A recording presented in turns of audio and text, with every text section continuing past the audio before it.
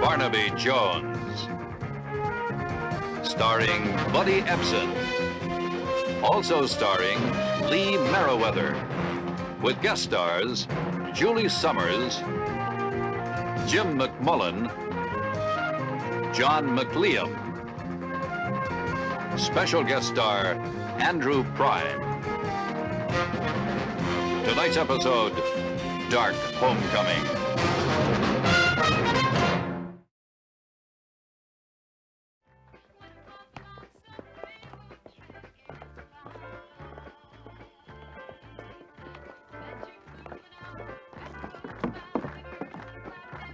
And for hours, you're just gentle on my mind.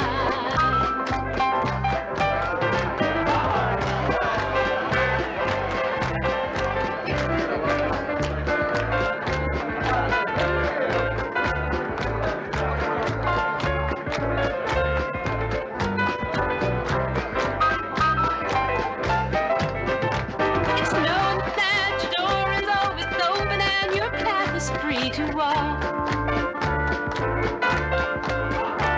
Makes me tend to leave my sleeping bag rolled up and stashed behind the couch. And it's known I'm not shackled by forgotten words and bonds and the ink stains that have dried upon some mind. Keeps you in the back roads by the rivers of my memory that keeps you ever gentle on my mind.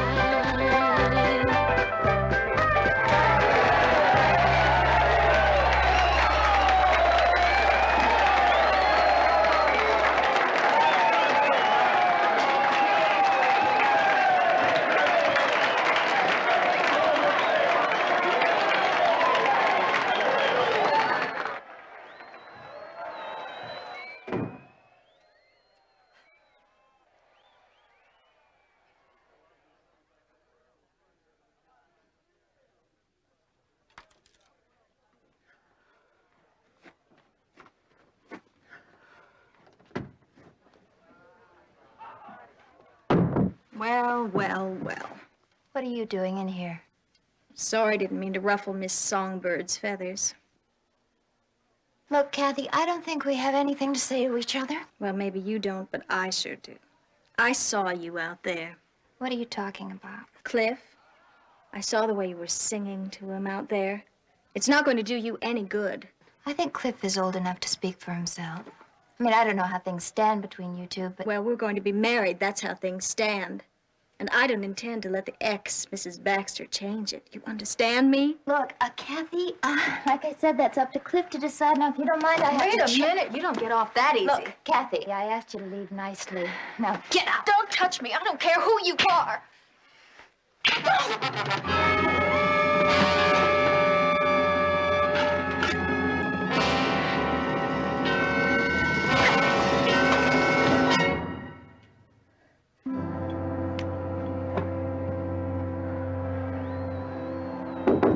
Hey, Ruby, will you hurry up? They're taking the room apart out there.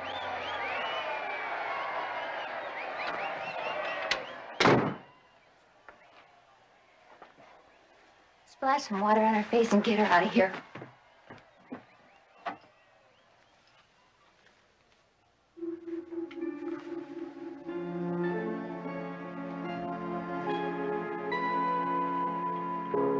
Ruby, we've got trouble. Yeah, well, she started it. Coming in here and picking a fight. She even came at me with the scissors. Ruby, she's dead. Dead? She can't be dead. Kathy.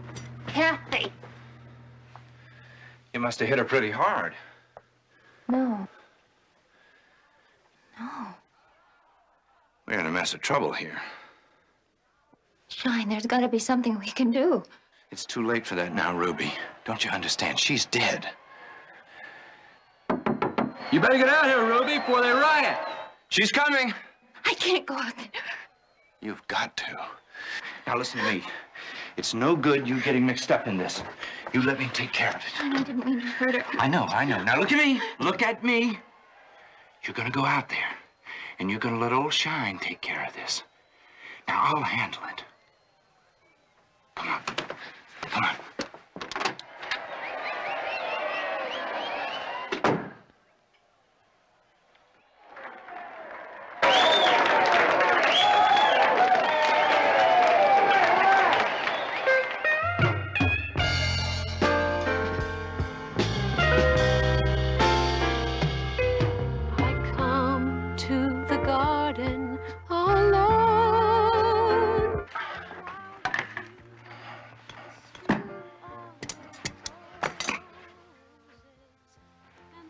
Kathy. Hey, Kathy. Come on. Wake up. Come on. How do you feel? Oh, wow. Oh, Well, now it's just a little bump. little, my head's killing me. Nah, a scratch. Come on, we gotta get you out of here. What are you doing, Shine? Come on, out you go. Oh, Shine, leave me alone. A little fresh air, make you a new girl. Now, come on, come on.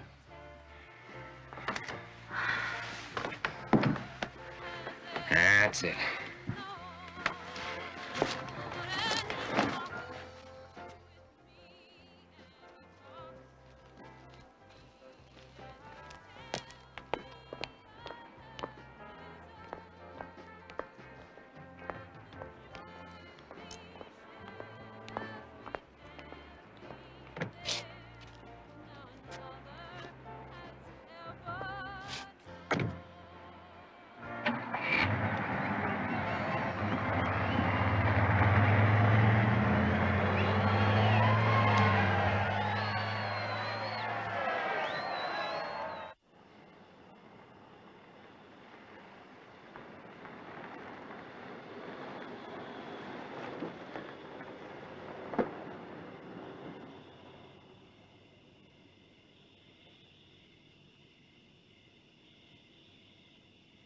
Boy, oh boy, wait till I get my hands on that Ruby.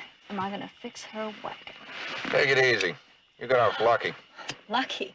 She could have killed me. I told Ruby she did. You what? Ruby thinks she killed you. She really does. Now, you wanted revenge. Just think what that's gonna do to her. Oh, what happens when she sees me? No reason she has to see you. Not for a while, at least. I can put you up in L.A. You always wanted to live in the big city. I'd leave her in open field with Cliff. Not on your life. Look, she's already got it. Ruby came back this time to stay. But if she thinks she killed you, I can scare her into going back on the road with me.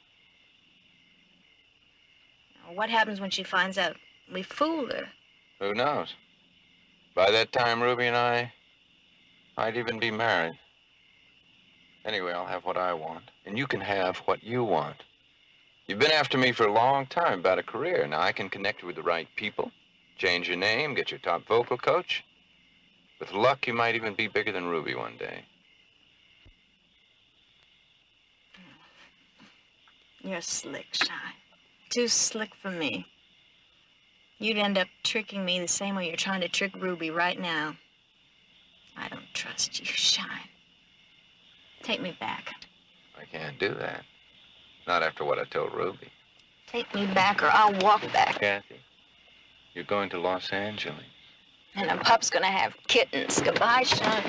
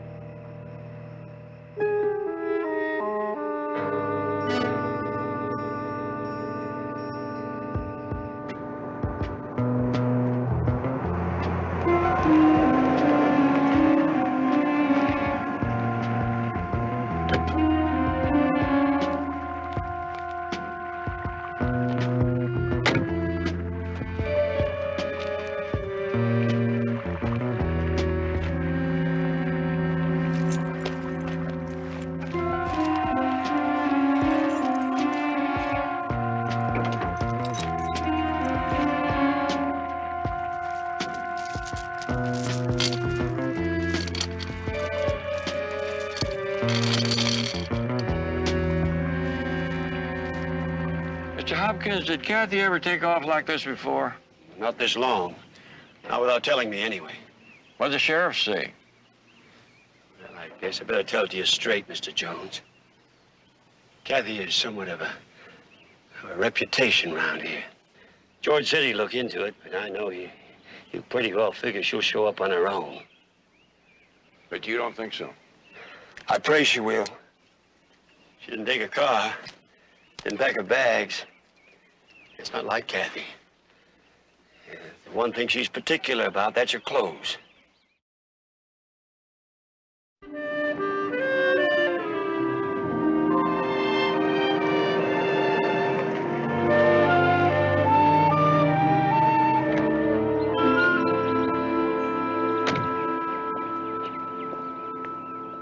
Sold out my set. Yeah, the joint was jammed, spilling out into the street. It was fantastic. Ruby's never been better. No, we're in Porter City right now, Ruby's old hometown. We're just passing through. Sean, can't you call him back? I'll call you back, Will. Yeah. Hey. Hey, now, you just relax. We're gonna be back on the road in a couple of days, and everything's gonna be fine. Ruby, Cliff's here. What does Baxter want? Something about property. I may tell him I'll talk to him on the patio. Right.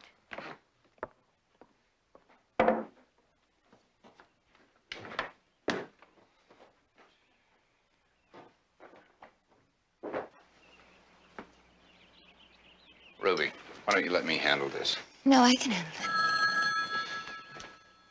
Cliff? Hello?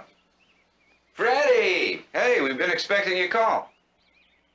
You're looking great. Looking mighty good yourself, Ruby.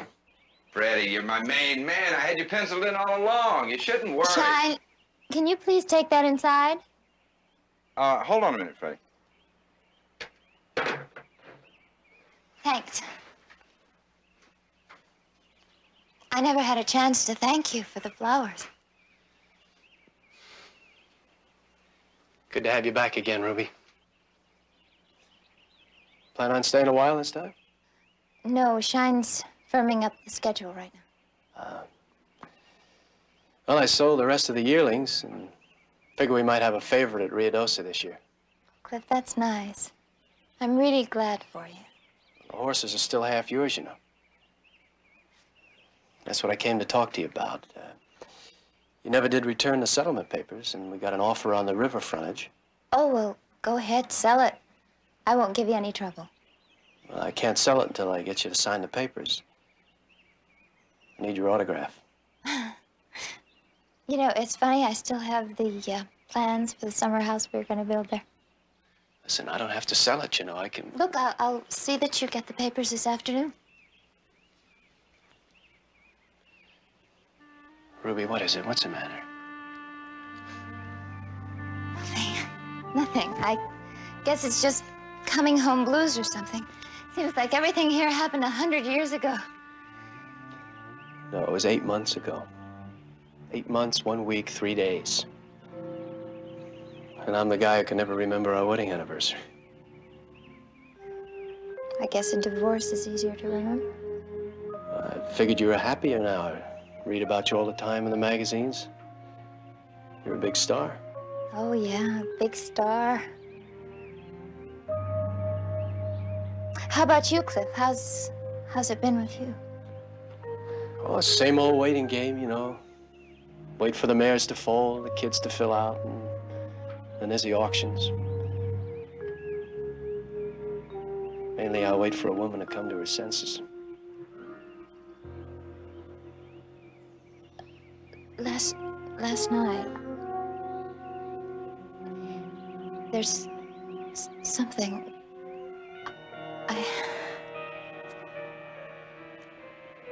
Cliff. Look, I hate to interrupt, but I've still got Freddie on the other line. He wants to know, is Yuma set for Friday night? No, tell him I've got to think about it and we'll let him know later. Listen, you guys are busy. I'll talk to you later, Ruby. What's the matter with you, Ruby? We've got to get out of here. I told you, I've got to think about it.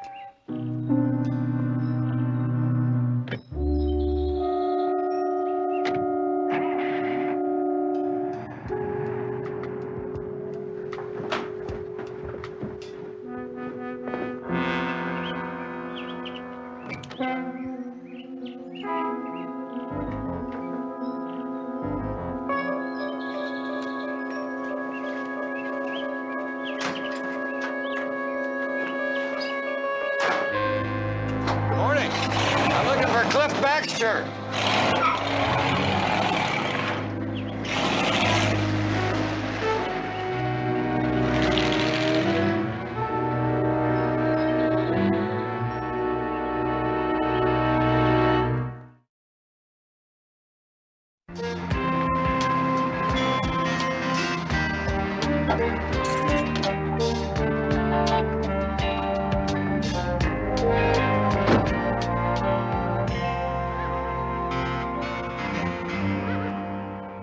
Baxter? Hey, he was here a minute ago. Here he is over by the gelding. Thanks.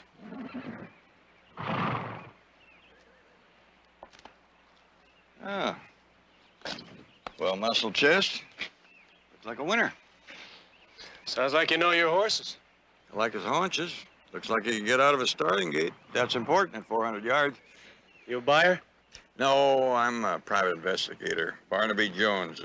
Mr. Baxter, I'd like to talk to you a little bit about Kathy Lou Hopkins. Her father hired me. How'd you know I was out here?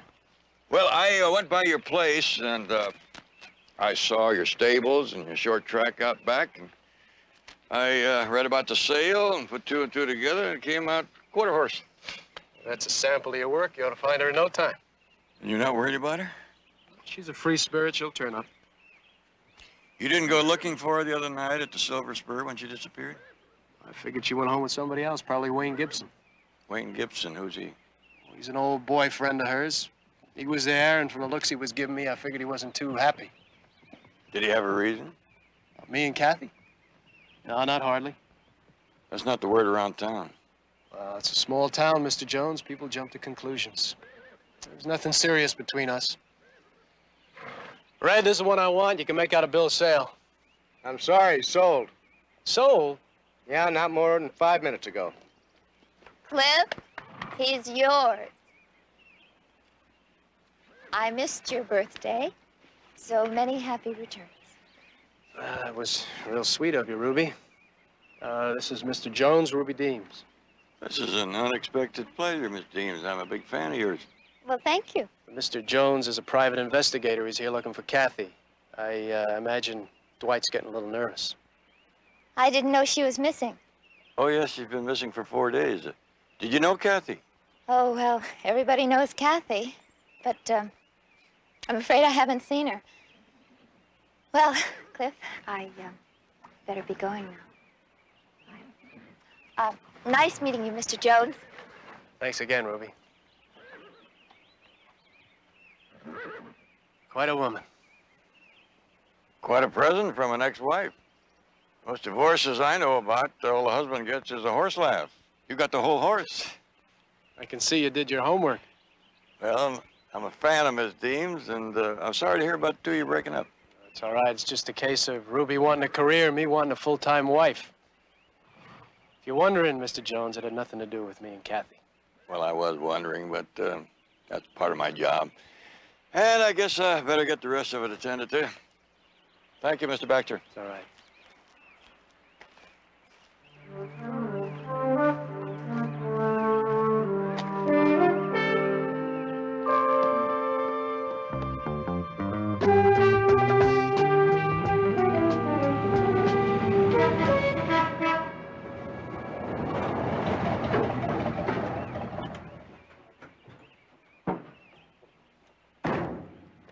Shine, where's Kathy? What are you talking about? Don't play dumb with me. Where is she? Why don't you try Cliff Baxter? I already checked these places. No sign of her. Now, look, the other night when we were all at the club, I went outside for a cigarette right in the middle of Ruby's last set. I saw you sneaking off with Kathy. Oh, you did, huh? Yes, I did. Wayne, everyone knows that my only interest is in Ruby. Kathy and I just went off to have a business meeting. Oh, business, huh? So I'm going to tell you something. Nobody's seen her for 5 days. Now I hear there's a private detective down here looking for her. So you either tell me where I can find Kathy, or I'm going to go right to the sheriff. Shine, can I speak to you before you go? Yeah, just a minute, Ruby. Of course, maybe the one I ought to be talking to is Ruby. Wait a minute. Look, I didn't want this to get around, but there was some trouble that night. What kind of trouble? Kathy and Ruby had words over Cliff Baxter. They got into a fight. Now, Kathy's staying in L.A. with some friends. We figured it'd be better for everyone all around if she just kind of kept out of sight until Ruby left town, just in case there were some reporters nosing around for a story. What's the phone number? I want to talk to her. I'll save you some time. Ruby and I are leaving tomorrow. Kathy's coming back tonight. You see, I promised Kathy some money for her trouble. You wouldn't lie to me. What for? Look, I'll call you when she comes in. Are you still working at the vet's office? Yeah, I'll be there around 9 o'clock. Well, fine. I'll call you. Okay.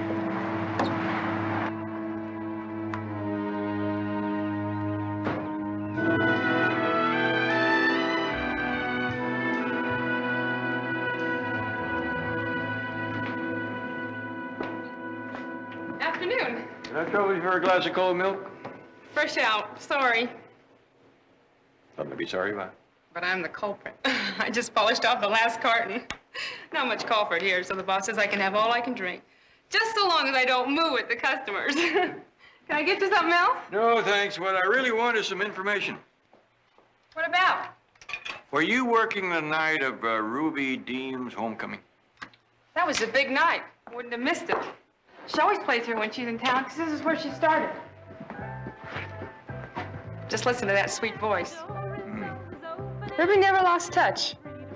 You know, she may be a star and all that, but she's never forgot her home folk. She's as plain as hash browns. You know Kathy Lou Hopkins? Sure, we were drum majorettes together. Was she here that night? Oh, yeah, but I didn't wait on her table. Pity, that Cliff Baxter, ooh, he's something else. Do you happen to recall when she left the table that night? Oh, Kathy's Nancy, she's always moving. She zipped out right after Ruby's first set. You know where she went? Backstage, make a phone call, I guess. Could I take a look? Sure, come on.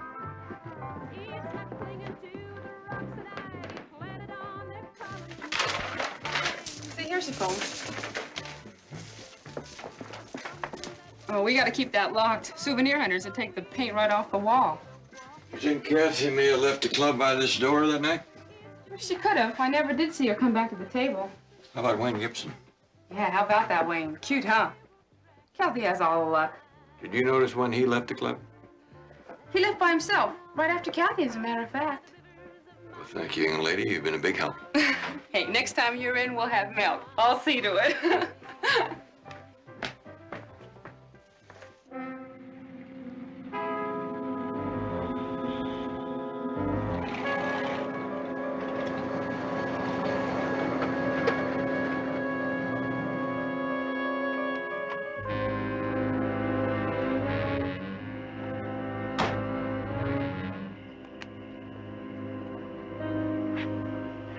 All right, what's the deal? How come we're meeting here at Baxter's place? You know, Kathy, she's got her mind set on seeing Cliff before she does anything else. Where is Kathy? She's out back. All right, let's go.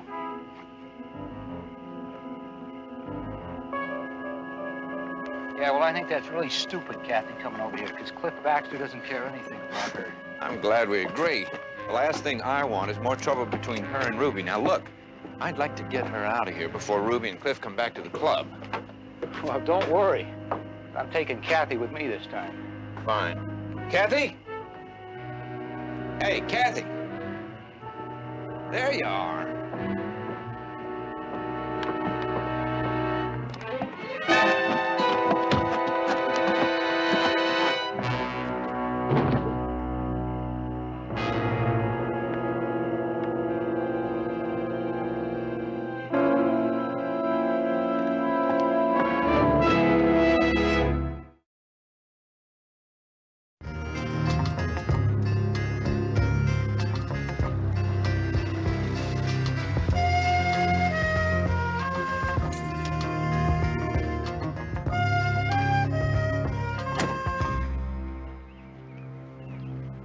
Look, I got home around midnight, maybe a little later. Ruby and I stopped off for a drink after our last show. Coroner puts him dead at just about that time. Hey, George, you know I didn't kill Wayne. Could this be Wayne Gibson? That's right, you know him? Oh, what I've seen him. He was in the house the other day when I came out to see Mr. Baxter. He scooted off in such a hurry I couldn't get to talk to him. Cliff, you want to tell me what he was hanging around here for? I'm afraid Wayne's the only one that could answer that. Well, you can bet that Kathy Hopkins was involved. Everybody knows that he was carrying a burn about you two. No, there was no reason. That's what you say, but that doesn't explain how he wound up dead all of a sudden. You know, Cliff, you want to tell me about it up front. If you two had a fight and he wound up off that balcony, it could be self-defense. I already told you I didn't even see Wayne till I found him here this morning. You know, it seems strange. What's that? Well, if it happened the way you say, that Baxter and Gibson had a tussle and Gibson took a header over the balcony, why would Baxter leave him lying there for anybody to find? Thank you, Mr. Jones. Well, now, wait a minute. Cliff admits he was drinking last night. Ruby and I had a few drinks, that's all. Well, you can be sure of one thing. When there's a missing girl involved, alcohol and perfume don't mix. Isn't that right, Mr. Jones? Well, that's a pretty good theory, Sheriff, but I learned a long time ago not to jump to conclusions. It could be dangerous. You could break a foot, especially if you got one stuck in your mouth. All right, Cliff, I'm not going to run you in, but you stick around, okay? Sure, George. See you guys.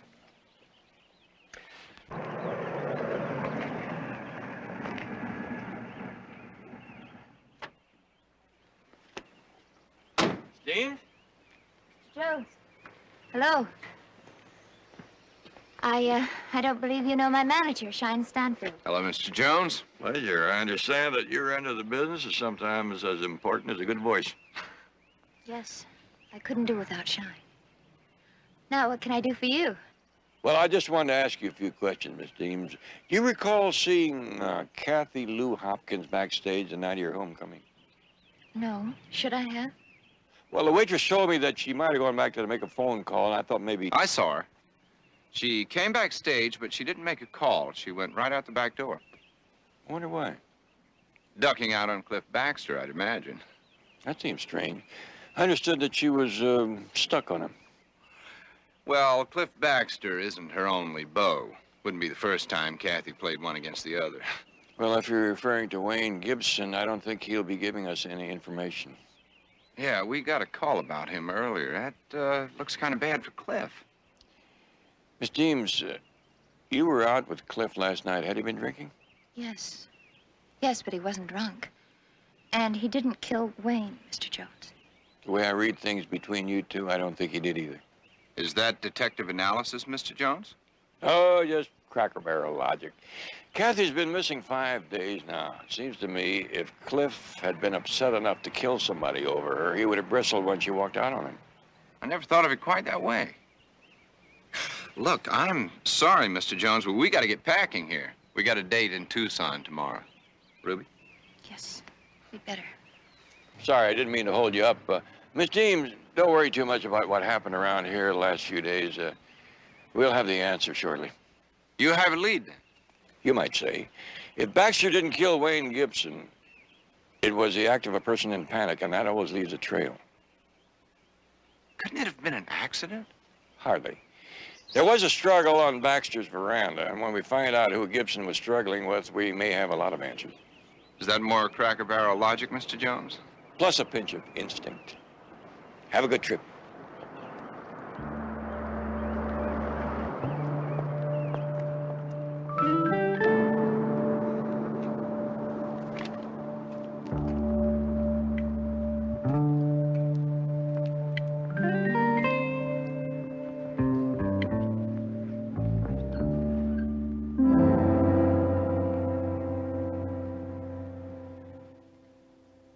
I shouldn't let you do this, Mr. Jones.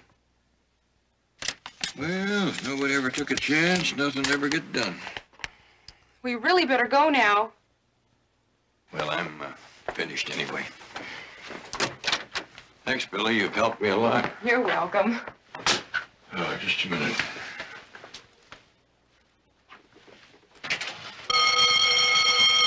Hey, what's going on out there? Oh, it's you, Mr. Jones. What is this, some kind of a deadbeat alarm system so people can't walk out without paying their checks? You guessed it. Is it always on? During business hours. Did it ring the night of Ruby's homecoming? No. Thanks.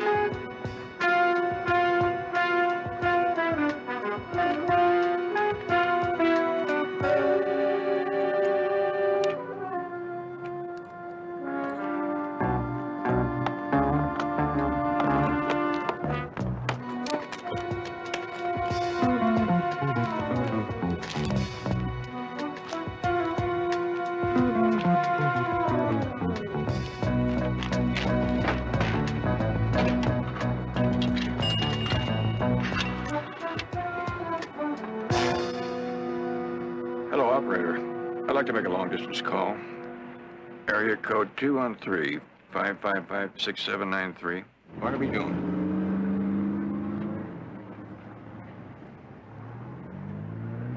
Hi, Betty.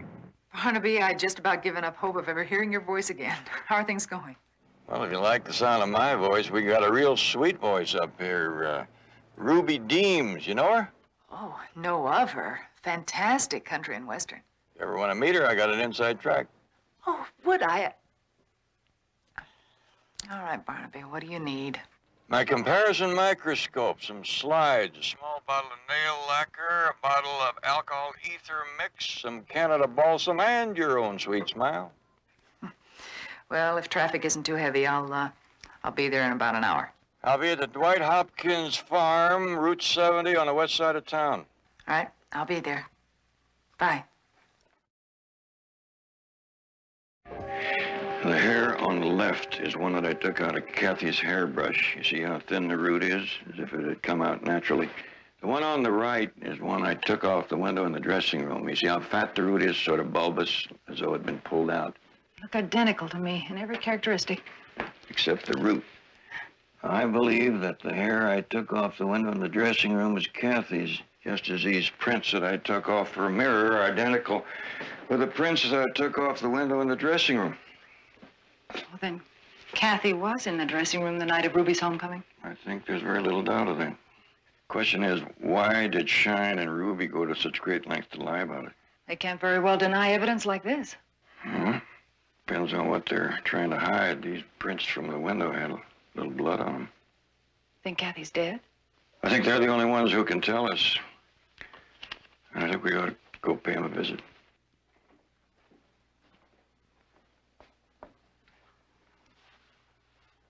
We were so happy that...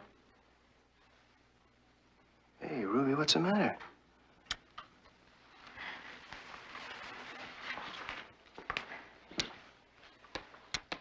I'm leaving, Cliff. This evening. Hey, come on now. Last night we both decided we were going to give it another chance. I'm sorry. I'm sorry, but we'll have to forget about last night.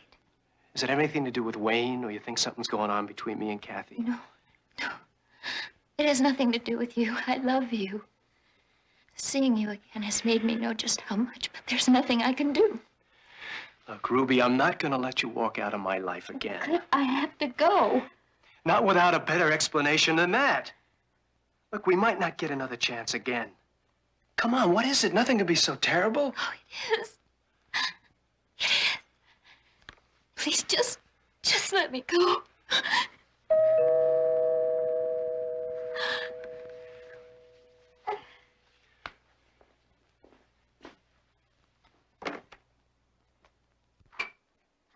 Oh, hi. Miss Deems' aunt said I might find Ruby here. It'll just take a few minutes. Oh, this is my daughter-in-law, Betty Jones. Hello. Yeah, she's here. Come on in. Thank you. Ruby, you remember Mr. Jones? Miss Deems, this is my daughter-in-law, Betty Jones. It's a pleasure to meet you, Miss Dean. Nice meeting you. How are you, Mr. Jones? Just fine. Miss Deems, are you aware that Kathy Hopkins was in your dressing room the night she disappeared? I don't understand. I told you. I know, but before you tell me again, I think that you ought to know that I have proof that she was there. Ruby, what is it? She was there, wasn't she? Yes.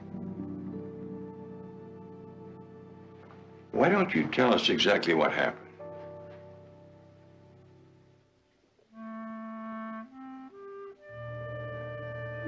Kathy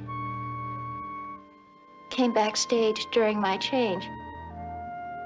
She was angry about Cliff and me, and I asked her to leave, but she wouldn't.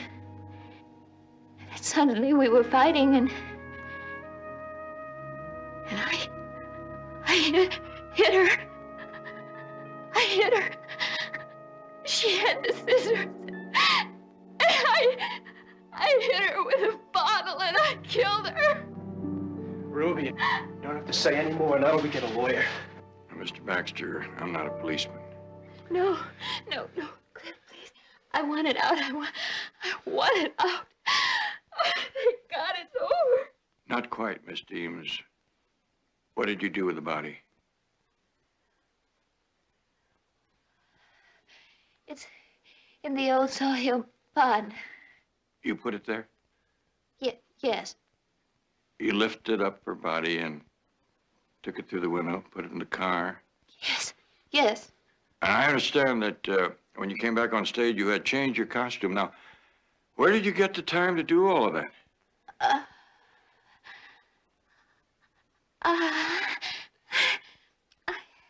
I can't lie anymore. I can't.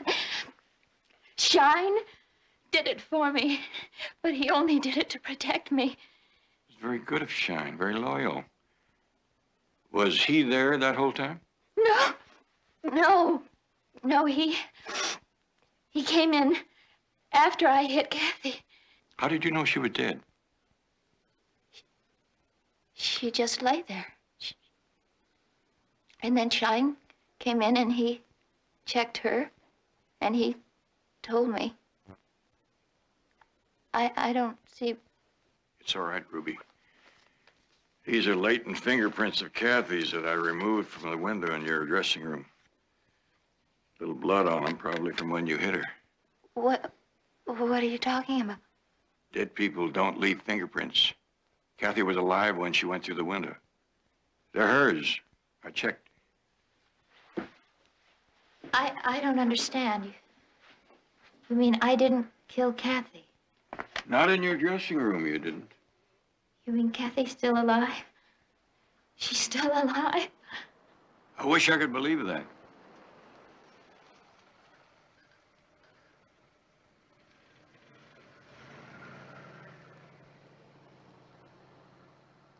Mr. Baxter, do you have any grappling gear? Yeah, there's a grappling hook out in the stable. What is it? Give me 15 minutes head start and call the sheriff. Tell him to meet me at the Sawhill Pond.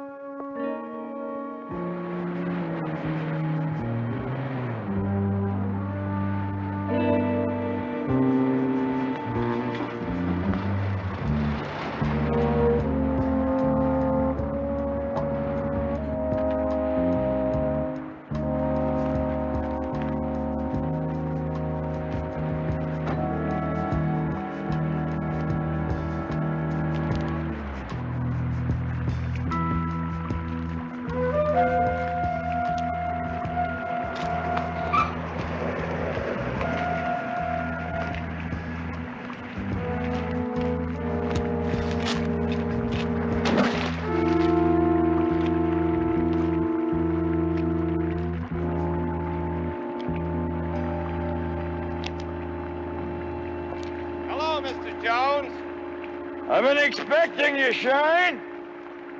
You know, I think that pond's all fished out. I don't think so.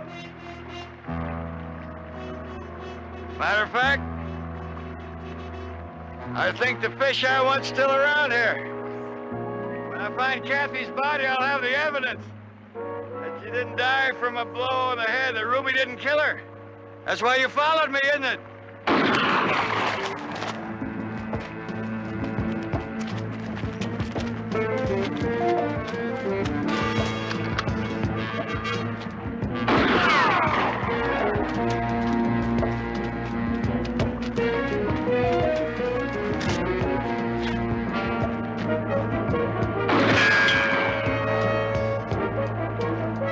You lose something, Jones?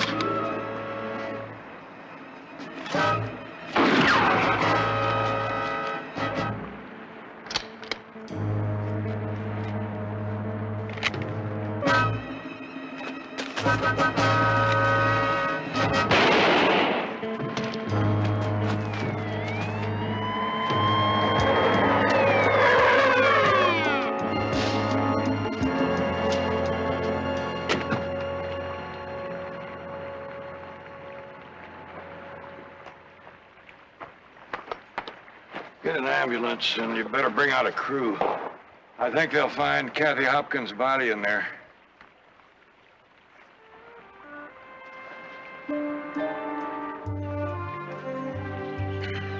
I don't think that there's really too much to worry about here, Cliff. There'll have to be a hearing. But, in my opinion, the only thing that Ruby is guilty of is bad judgment. What about Shine? He's already confessed to the 2 murders, and I think that'll satisfy the state.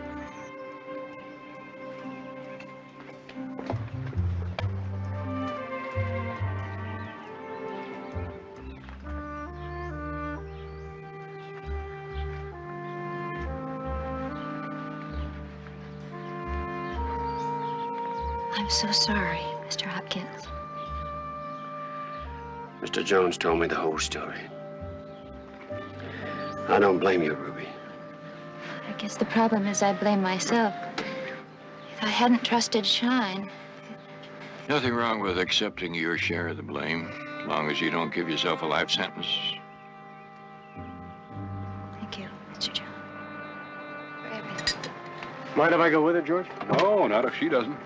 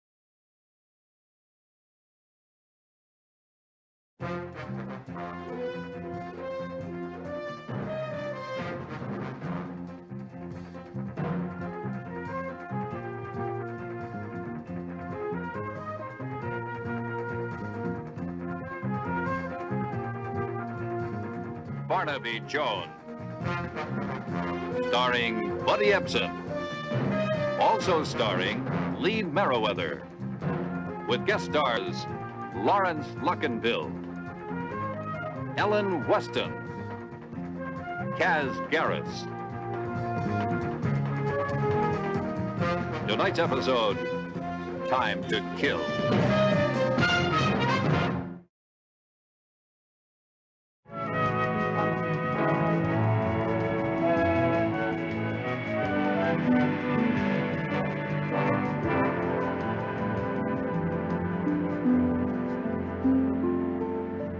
I loathe Marla. But Grace was right about the souffle. I can't thank you enough for getting me out tonight. It's my pleasure, George. But you're not going already, are you? Oh, I don't know, Colby. Those wines really did me in. Maybe I ought to pass on the cognac. George, it's a 1938. Like a good woman, it won't stand neglect much longer. 1938, a memorable year. Just you wait.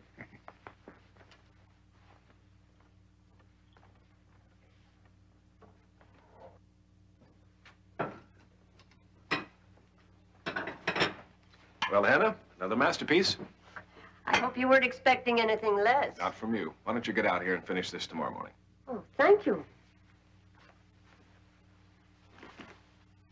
Good night, Mr. Lasker. Good night.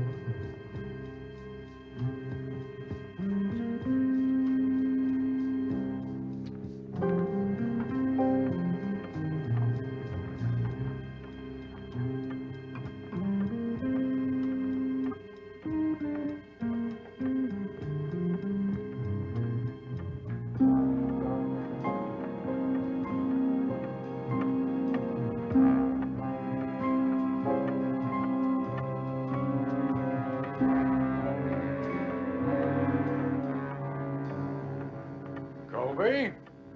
In here, George. I was beginning to think you weren't sure it was aged enough. You tell me.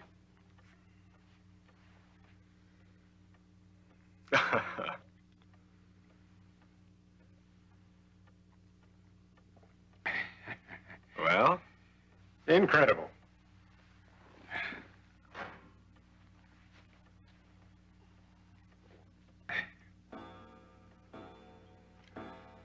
$11 already? It's the perfect time to enjoy rare old cognac. And even rarer Havana cigars. Well, where'd you get these? Havana, of course.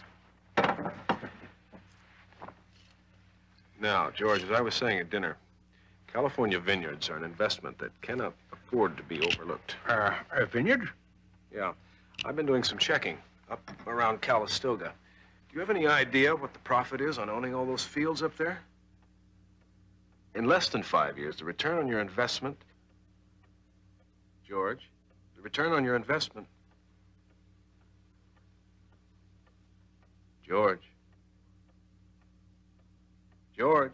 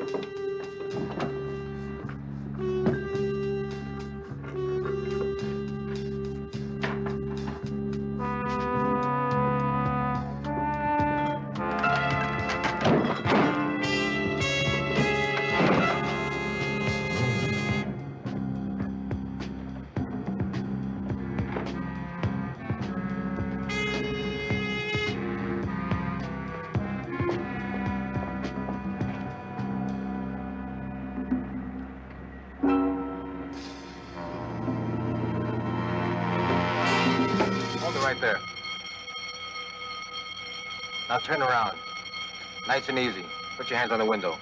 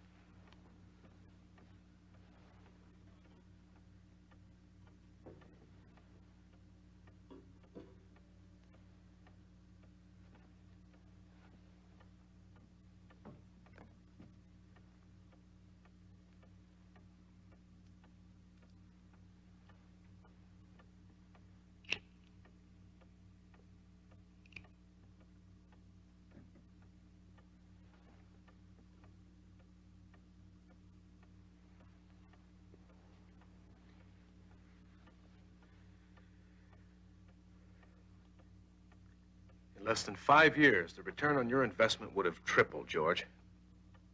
George. George. What? I was talking about vineyard investment. Ownership near Calistoga. Oh, I must have dozed off. I think you were about to. I told you we should have saved this for some other evening when I could relish it, wide awake. Well, I suppose you're right.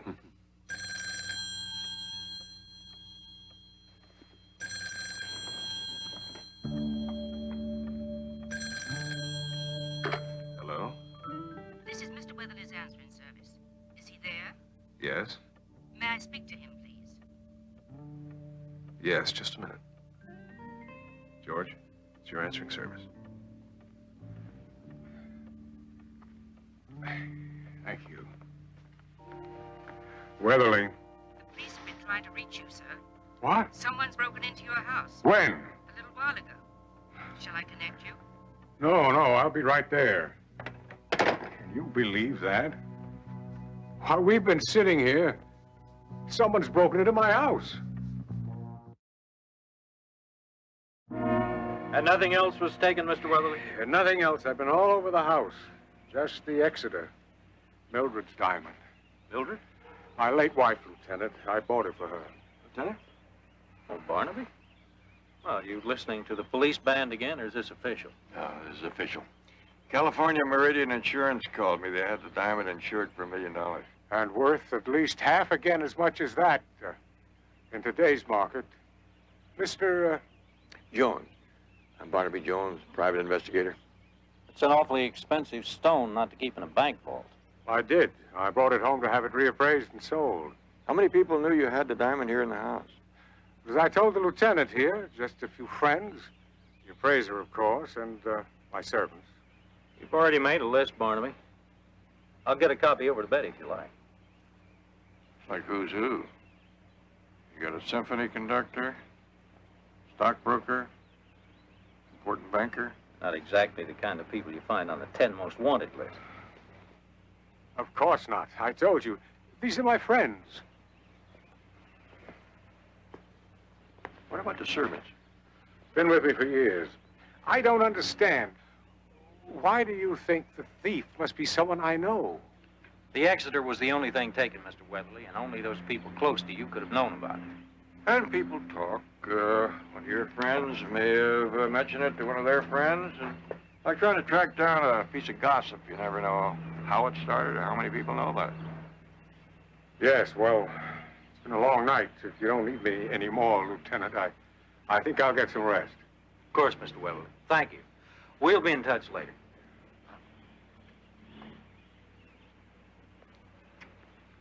That could end up being a long list. Will your list include Weatherly? You mean the game of steal it yourself and collect the insurance? Oh, I doubt it. Weatherly was having dinner at a friend's house at the time of the robbery. Colby Lassiter by name. Anyway, this has all the earmarks of a simple bust and run. The thief broke in here, went straight to the desk, got the stone, and hightailed it out. You figure he ran into the patrolman on the way out? They must have. There was a struggle. The guard was shot at very close range with his own gun. Thief must have been pretty sure of himself to set off the alarm with West Oak Security 10 minutes away. Look, Barnaby, you mind if I send you the full report later? It's been kind of a long night for me, too. You tired? I'm fresh as a daisy. Why don't you get yourself a little rest? I'll poke around a little.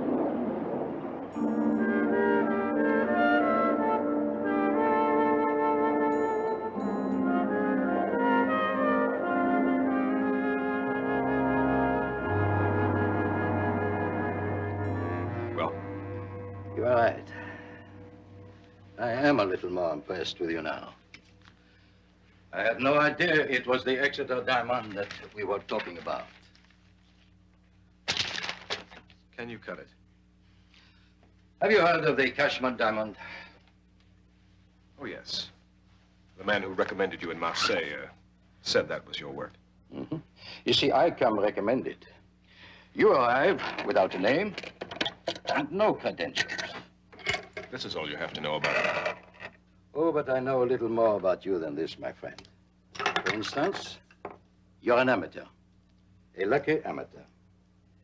Too bad about the security man. A professional would have handled it better, n'est-ce pas? Are you, finished? With this, or with you?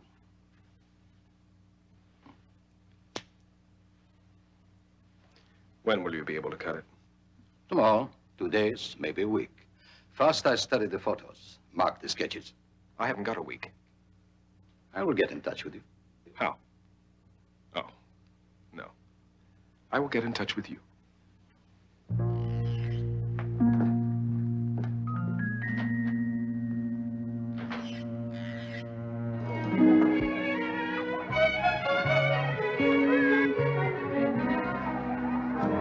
Eddie? Honey, be careful now. I'll be right back. My granddaughter. Babysit for now that I have all this time in my retirement. I can keep you working for a while, Andy. Yeah, Betty told me. The Exeter, huh? Boy, that rock must be worth a pile of dough. What do you hear in the street? Not a rumor. Frankly, I don't think I'm going to pick up much out there on this one. What do you think? About the same as you. The job is too crude to have been done by any of the folks you know. I figure it was an amateur with good inside information. It's not my turf. Cutters are. I think he's going to have a hard time disposing of a stone of that size and reputation unless he's syndicate connected. I could ask around on it. I think you do better to concentrate on who our friend might get to cut the thing. Smaller it is, easier to get rid of. Now, a diamond that size is going to need a specialist. There are not too many guys around that can handle it. There's Jerry Bonner, but he's in a slammer. Doug Spivak, he's too old. Wait a minute. There's a new guy around town I heard about. A Frenchman. What do you know about him? Nothing. Find out. Still only half? You get the rest when you come up with an answer.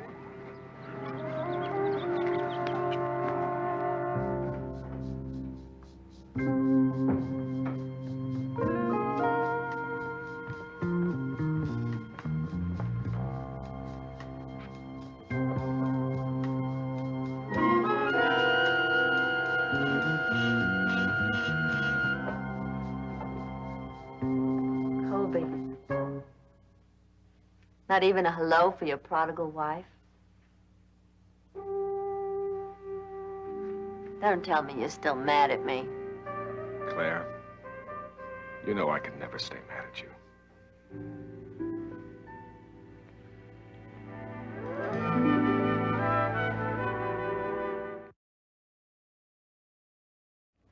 Excuse me.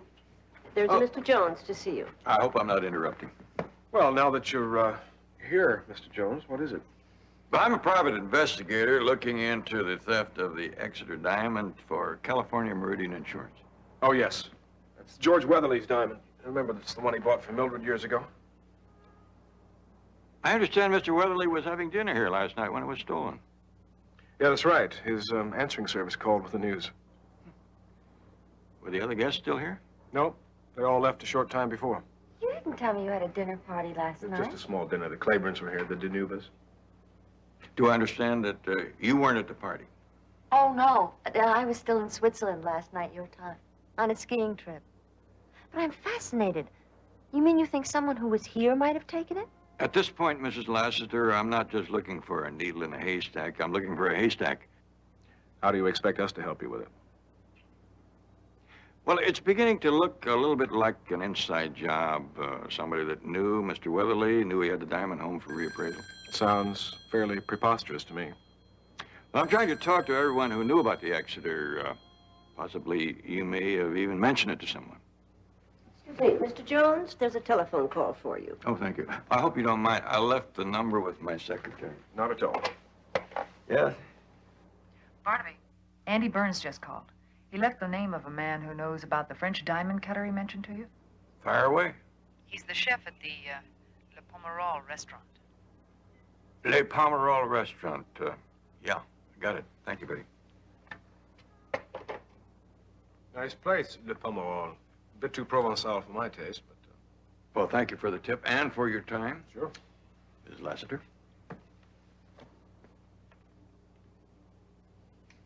Colby, when I called you from Geneva, the airport, it was Monday morning Swiss time. That would be Sunday night here, between 10 and 11. So? The line was busy.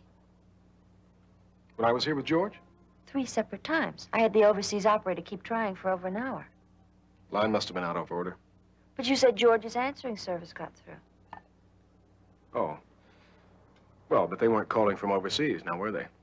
No, the line trouble must have been at your end. That's possible. Of course it is.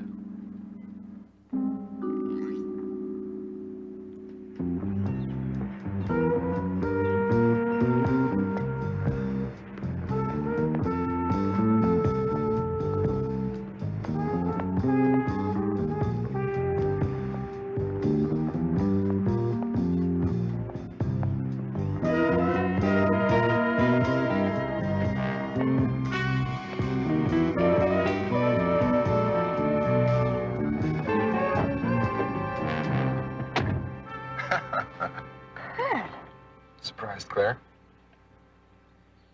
What are you doing here? Well, what do you think? You left Switzerland without even saying goodbye. Followed me? Can't you guess? I had no idea that... You supposed my affections were just part of the lessons? Learn how to ski and fall in love in 2 weeks. Kurt, I'm married. You know that. You could leave him. We talked about that, didn't we? Oh, look, I never meant for it to go this far. I didn't think you did either. I'm sorry. I can see I've embarrassed you. It's the last thing in the world I wanted. Oh, please. I didn't mean to hurt you. I really did care. It's all right. I'm staying at the Parkhurst Hotel here in town. I'll be there for a while, seeing what the prospects are. If you'd like to talk, you can reach me anytime.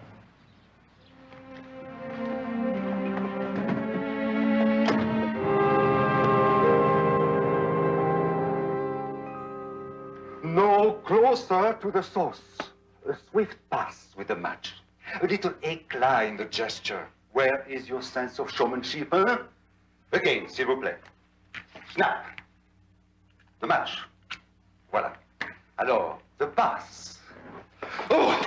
Qu'est-ce que vous avez fait, vous avez mis toute la bouteille ici? I don't believe it. Did you see that? Did you? Yeah, it's very colorful. If I may suggest, he could use a little practice. You heard? Over there. Practice! He will never get it right.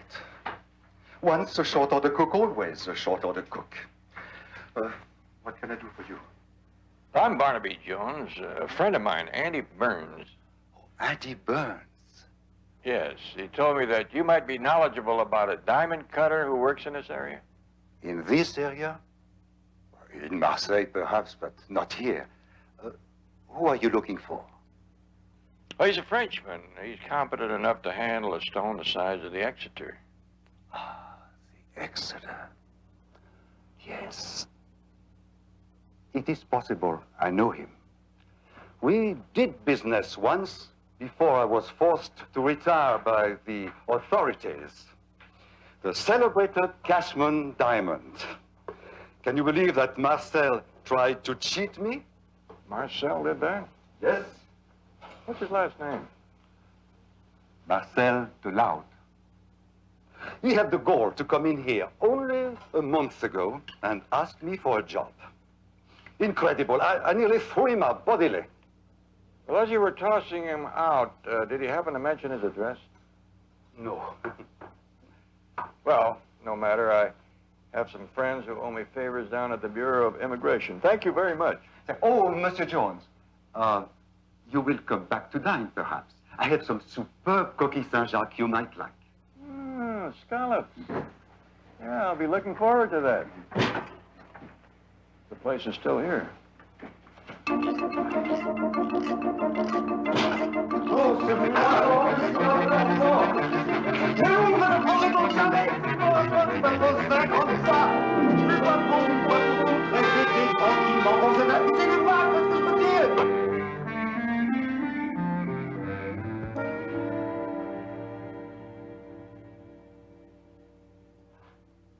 You're sure? I've studied the photos, marked the sketches.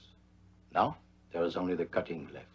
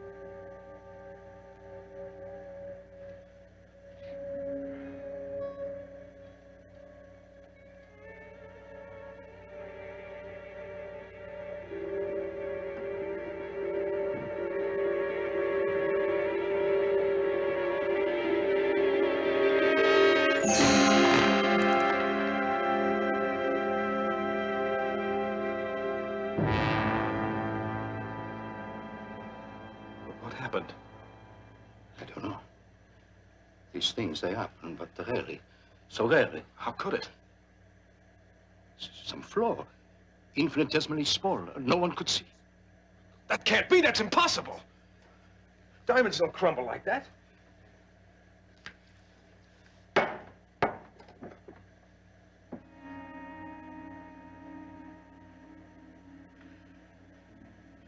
This is nothing but sand. We have been taken. This is glass. Glass. But you saw. Somebody else could have been fooled. Maybe. But not you. You're a diamond cutter! I was concentrating on the angle of the blade. I didn't check the stone. That stone has not been out of my possession until I handed it to you just this minute. That's it. That's gotta be it. You switched it. How could I? Are you sure? Where is it, Marcel? In your pocket?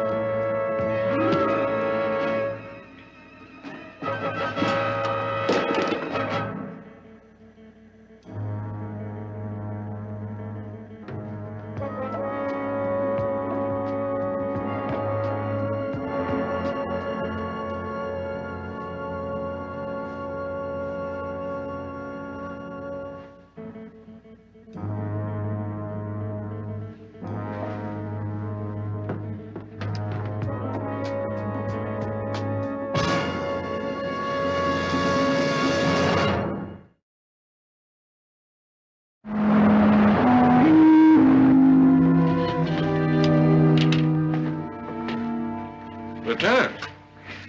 Well, I see you got my message. What message? Until a half an hour ago, I was with a friend of mine in the Bureau of Immigration trying to find this address. Was that Marcel DeLoud they just wheeled out? Yep. One of the neighbors found him. When we got here, there he was. And there were these.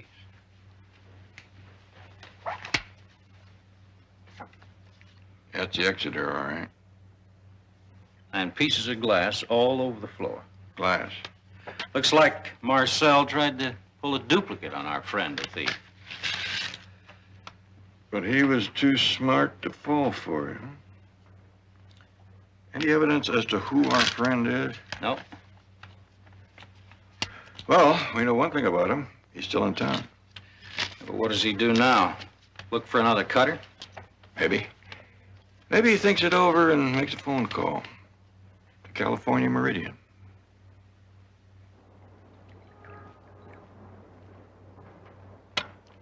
Well, the last time you looked this ghastly was the morning after that 3-day housewarming on Ibiza. And a good morning to you, too. Do you want to talk about it? About what? What's bothering you? Did something go wrong with the laser stock? Oh, Claire. Why can't I get a cup of coffee in this joint? You should have asked me at 3 this morning when you came home. It wasn't anywhere near that late. It was. I was up. I saw what you hid in the candle.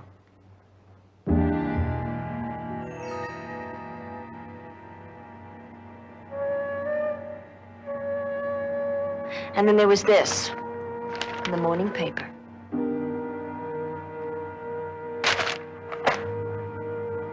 How did you get that diamond, Colby?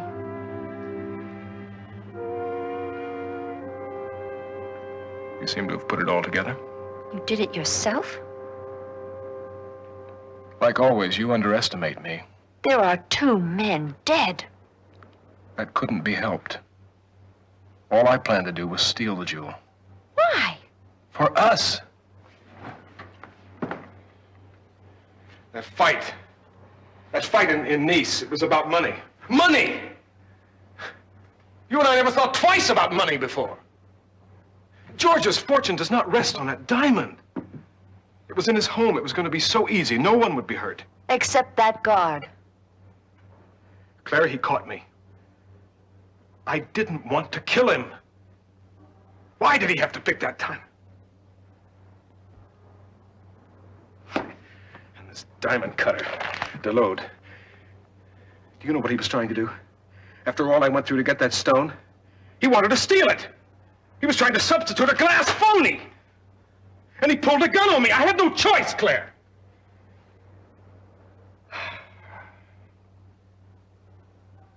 Oh, Colby. I was afraid I was going to lose you. That doesn't say much for me. I couldn't have taken that, living without you.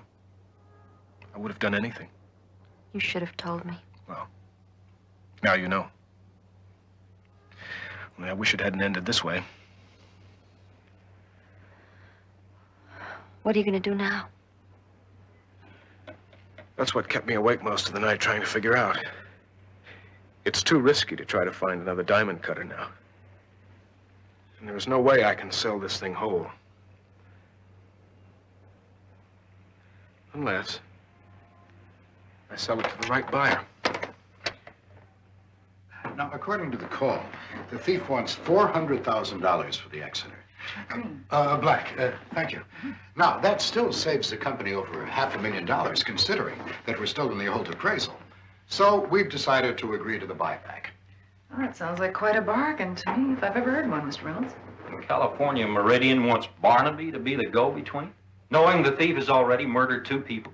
I don't think we have to worry too much about that, Lieutenant. These 2 cases look like self-defense, sort of. I think he'd be more careful this time. Yeah. He's not getting used to killing. Look, Barnaby, I'm not letting you go to any drop points without us looking on. Oh, wait. The man specifically said no police. I don't care what the man stated, Mr. Reynolds. Barnaby wears a transmitter and stays in our sight, or I'm not going to let him go through with it. Mr. Reynolds is afraid you won't be discreet. Oh. Well, tell him about my 2 years on the Vice Squad. You hear that, Mr. Reynolds? We are go.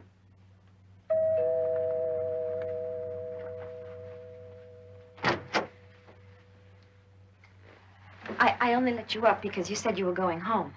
Is that the only reason? Yes. Least I could do was say goodbye. Colby will be back in a minute. It's Colby I came to see. Colby? I know how you feel about me. Perhaps I can persuade him to change his mind. Let me change your mind. I'm more in love with Colby now than I was before. Things must have changed between you and Colby. He needs me now.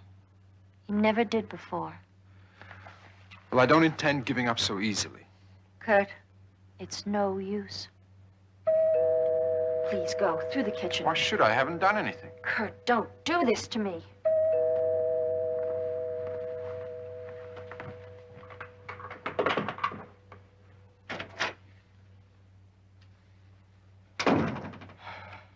use a drink. How about you? Yeah, so could I. Well? It's all set. They've agreed to $400,000. The Exeter's worth a lot more than that, but I had to settle. Jones will be the go-between. Jones? He'll recognize No, you. he won't. I'll wear a mask, some piece of cloth with the eyes cut out. Where do we make the exchange? We'll send him around to a series of phone booths, and then we'll make the exchange in an abandoned farmhouse on Route 7. Are you sure it's safe? It's wide open. There's no chance for him to play any tricks. There's no ice. Where's Hedda? Considering what's going on, I told her she could take a few days off. Good. So keep your fingers crossed, my darling. Once we get the cash, we'll be home free.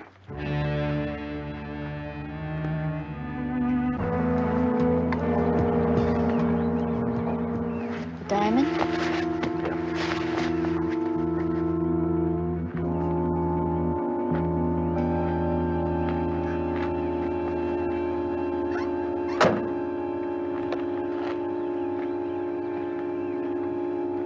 Anybody home? Turn around, please. Face away. Put the attaché case on the ground.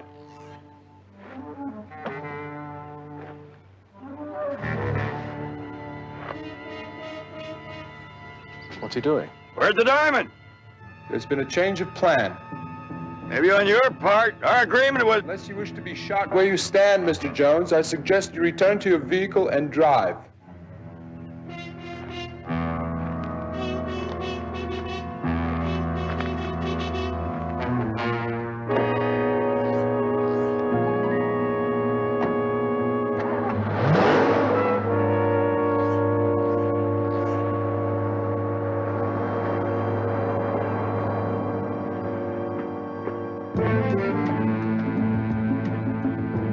Who the hell is that?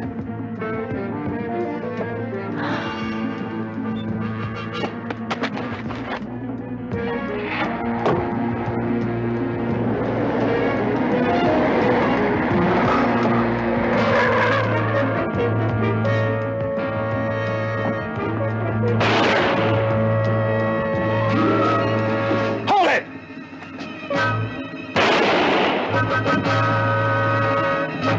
Kurt.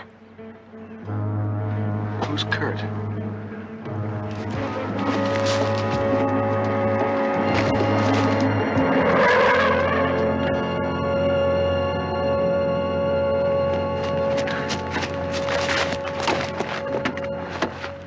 Who is Kurt?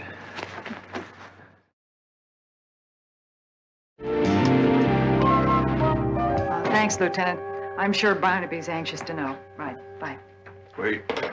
Don't tell me, let me guess. Our friend in intensive care is from Switzerland.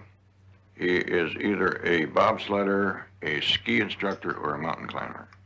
A ski instructor. Will you tell me how you guessed that? His accent, for a starter. And then his complexion is ruddy, weather-beaten, like he's been out in the cold too long. 2 and 2. You are going to tell me how he fits into everything. I have an idea. Yeah, but Lieutenant Biddle said they didn't find the diamond on him. Well, maybe he didn't steal it, but he knows who did. But how? He just arrived from Geneva a couple of days ago. And Mrs. Lassiter just flew in from Switzerland on Monday. Ski trip, she said. But they were both out of the country on Sunday when the Exeter was stolen. Colby Lassiter wasn't. But that's impossible. I thought he was with George Weatherly during the time the diamond was stolen. So did I. Colby, There's nothing to say. take me with you. I don't think so. Please. There's no time to argue. You heard the radio. If your boyfriend regains consciousness, I'm sure the first thing he'll do is tell him about me. At least let me finish about Kurt. I don't want to know. I consider myself lucky to have ended up on the right side of what was probably a very neat double-cross. He followed me here on his own. I didn't ask him to come. You didn't tell him about the meeting with Jones at the farmhouse? No. Kurt was here when you came back from making the arrangements. I was telling him it was over between us. He went out through the kitchen, and I thought he was gone. He wasn't, I guess. He must have stayed in the kitchen and overheard everything. I really do want to believe you. It's the truth. I have no reason to lie to you now. Wouldn't you? With Kurt suddenly out of the picture? Oh, Colby. You said you did this for me. I love you. Don't leave me behind. All right. Get your things.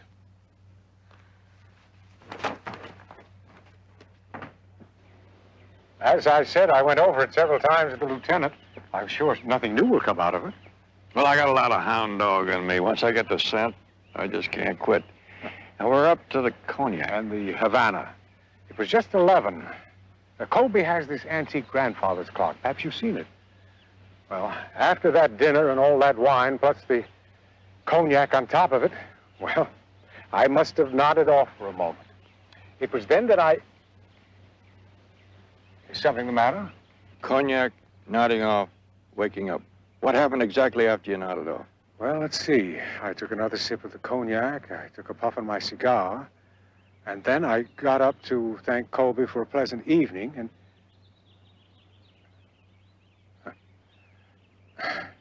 Wait a minute. No. My mind isn't as sharp as it used to be. Well, what is it? Any little thing you can remember might be important to you. Well, the cigar. It's been quite a while now, but the more I think of it, the more I'm sure that it's not just my imagination. It wasn't clipped. You mean the end wasn't clipped? I do it automatically. You see, Mildred gave me this gold cigar clipper.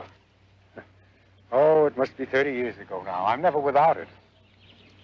And why didn't you clip the cigar that Colby gave you? Well, that's just the point. I remember I did.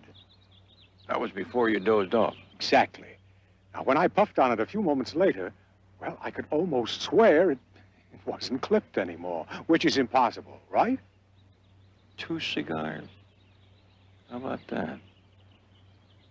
What time was it when you dozed off? Well, I told you it was 11. Is that on your wristwatch or on Colby's grandfather's clock? Oh, no. I don't wear a watch anymore. Retired mine when I retired.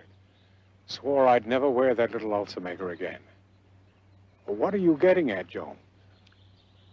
A trick with time, Mr. Weatherly. A trick with time. Yes, this is the only way out of the building that isn't covered by the closed-circuit TV system. It's an emergency fire exit. People can get out through here all right, but they can't get in. Unless... Could I use some of that cleaning powder? Well, sure. What are you going to do? A little dusting.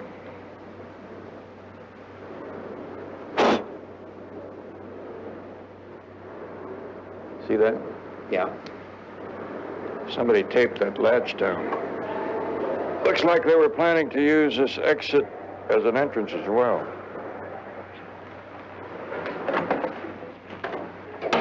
Somebody in the building? Yeah, someone who wanted to leave for a while, then come back without the man at the desk noticing.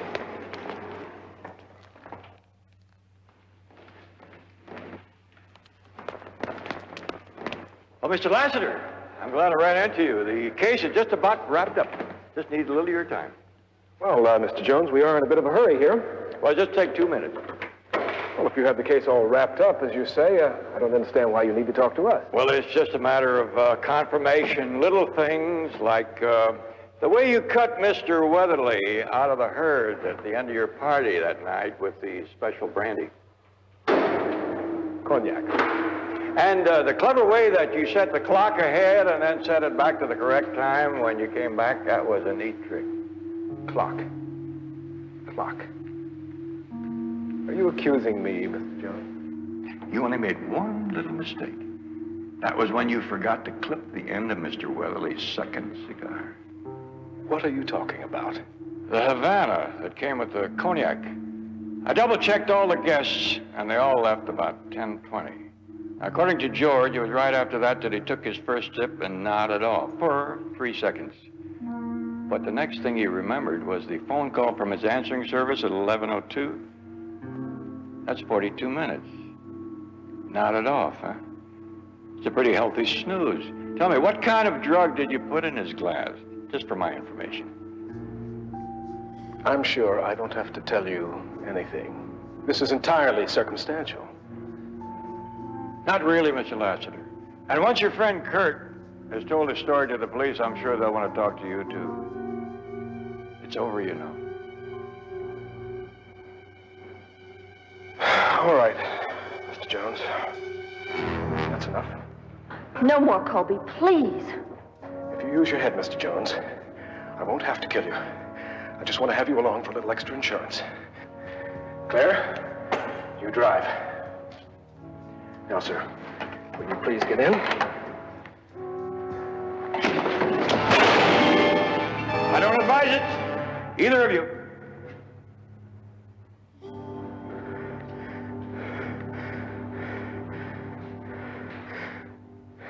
You're right, Mr. Jones. My compliments to you. Would you please convey my apologies to George Weatherly?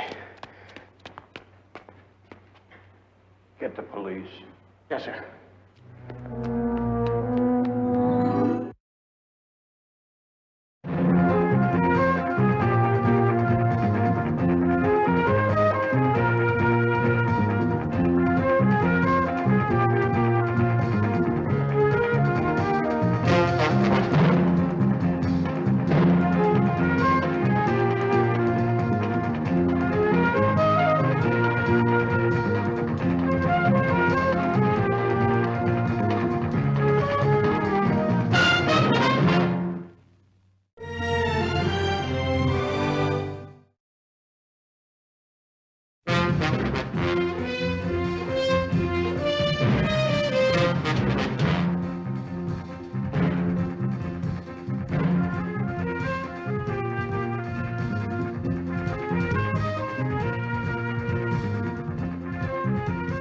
Barnaby Jones, starring Buddy Ebsen.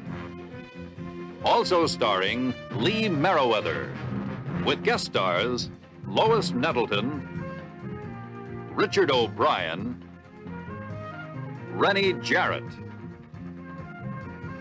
Special guest star Ed Flanders. Tonight's episode, Death on Deposit.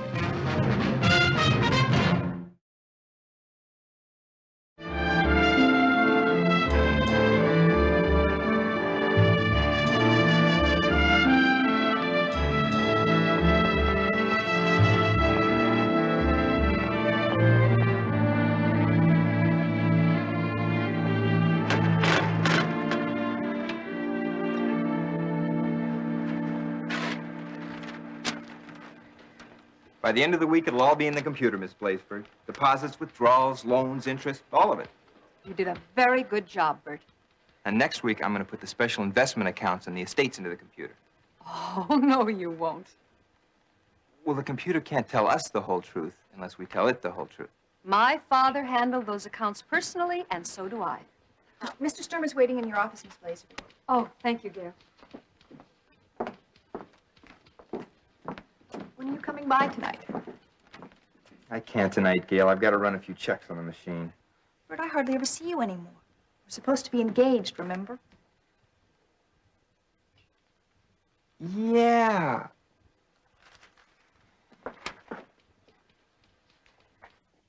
Good morning, Al. How can I help you? Well, I'll get right to the point. It's about my investment account. $522,448.36. Right to the penny. You know, I don't know how you keep so many numbers in your head. Numbers are my business. Just like cattle were yours. There are a lot of things about cattle I'll never understand. Well, I'll take a weight off your mind. I'm afraid I'm going to be moving my account.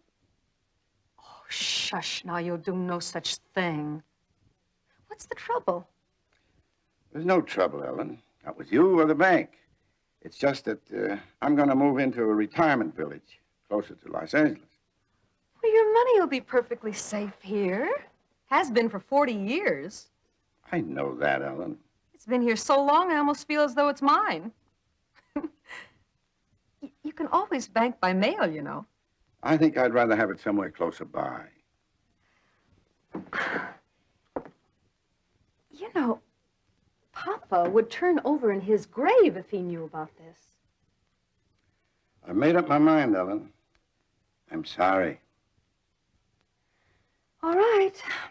I'll have the papers drawn up and a check made out, but I won't promise not to try to talk you out of it. Oh, I'll also want to sell off what's left of the ranch. You know, Can you handle that transaction for me? Certainly. Good. And I'll venture a guess you won't get that kind of service at an old big city bank.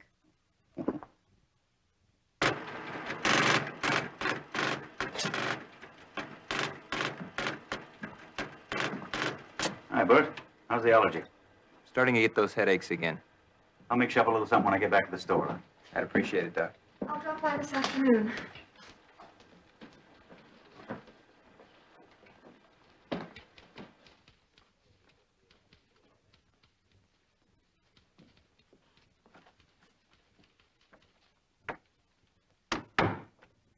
Don't frown, love. I'll give you lines.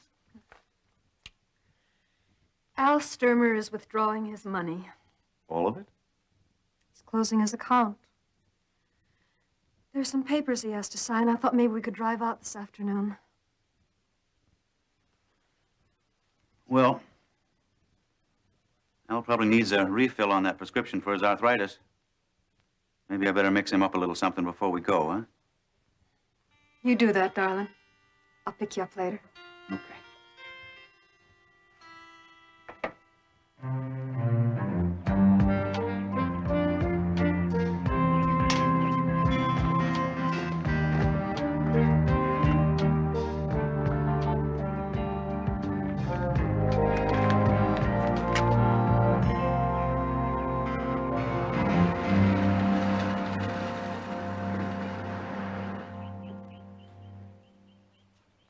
Hello, Doc. Helen. Good afternoon. I brought the papers for you to sign. Say, that sure was fast. Just part of the service. Now, here's the receipt for the check, withdrawal form, limited power of attorney. That's for the sale of the property. You have to fill out a form for everything these days. Yeah. Just sign wherever it says signature. Oh, Al, I wish you wouldn't do this. Sure you don't want to reconsider? Nope. I've just got a feeling I should make a change, Ellen. Oh, by the way, Al, as long as I was coming out, I thought I'd bring you a refill for that prescription. Those other pills probably lost their potency by now. Thank you, Doc, but you know, I've given up taking those pills over a year ago. Weren't doing me any good, and you know, when a man gets to be 70, he gets used to just about anything, and well, I guess I'm just getting used to having arthritis.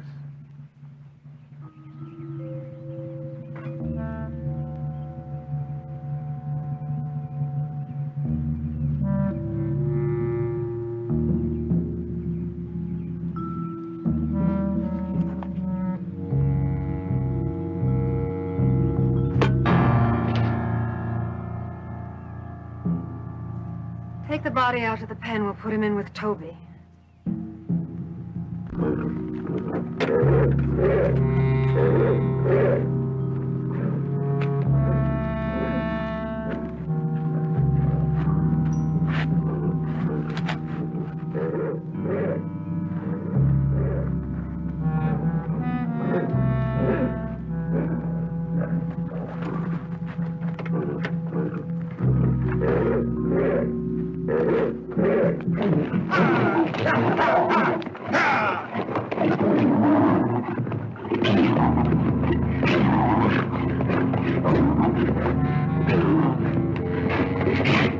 It's not so much what I know, Mr. Jones.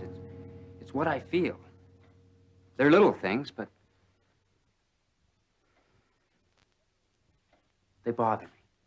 What little things, Mr. Sturmer? The way he died, for one thing. You see, Mr. Jones, my grandfather was a cattle breeder. And when he got older, he sold all of his stock, except his favorite, an old bull named Toby. That's the one that's mentioned in the coroner's accident summary? And Mr. Jones, you see, that bull got uglier and meaner by the minute. But no one knew that better than my grandfather did. And he would not have gone into that corral. He had too much respect for Toby to do a thing like that. Why don't you sit down, Mr. Sturmer? Did you tell us at the police? The sheriff looked into it, but I think he was persuaded by the fact that my grandfather had gotten old. Now, I submit to you, Mr. Jones, just because a man gets old does not mean he gets stupid. You telling me this, knowing full well that I will agree. And then there's the boots. He always kept an old pair of boots on the porch. And he never went into the barnyard without first putting on the boots. Never. And he wasn't wearing them when they found him? He was wearing his best Sunday shoes. All right, Mr. Sturmer, I'll look into it.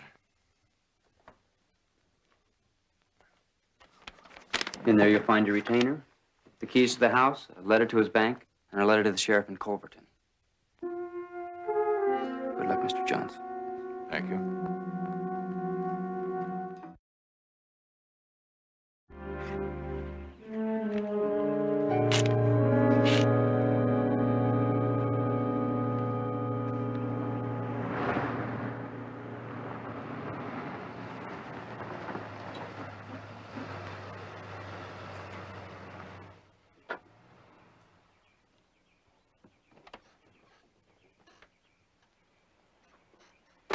Morning, Sheriff. You got business here, Mr. Jones. Barnaby Jones. I'm a private investigator. How'd you know I was here? Miss Minnie saw you pull in. She called Pauline, and Pauline called my wife, and here I am.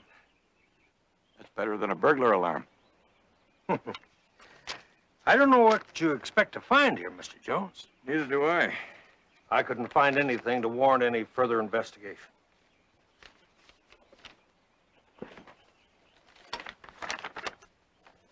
I've been holding Al Sturmer's personal effects for his grandson.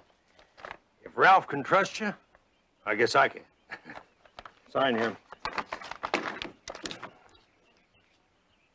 There's $47.27 in there. All right. See to it that Ralph gets it.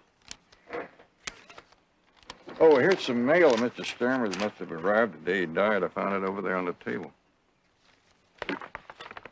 Never even got a chance to open all of it.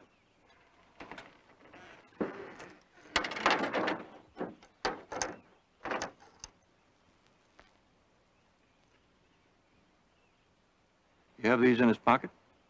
No, he must have been wearing them. We found them over in the corral. Why? The reading glasses. Why would a man wearing reading glasses wander into a corral where there was a wild bull? Sure would like to see the coroner. Dr. Evans is over in Fairmont, his niece's wedding. You're thinking that it wasn't an accident? All right, at this point, I'm thinking it might have been anything, including murder. Man, it'd sure need a darn good reason. Did Mr. Sturmer have any money? You just might have found yourself a good reason.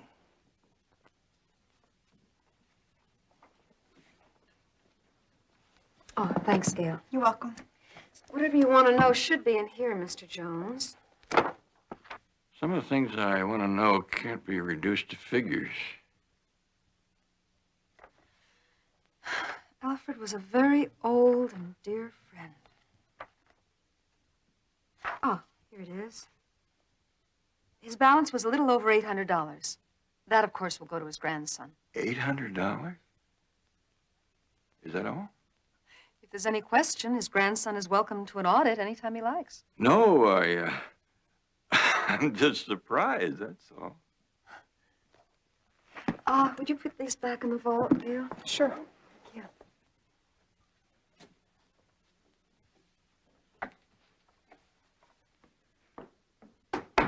I understand Mr. Sturmer was in here the morning of his accident. He was moving to a retirement community, the Golden Age Village. Matter of fact, one of his canceled checks was made out to them. Gail.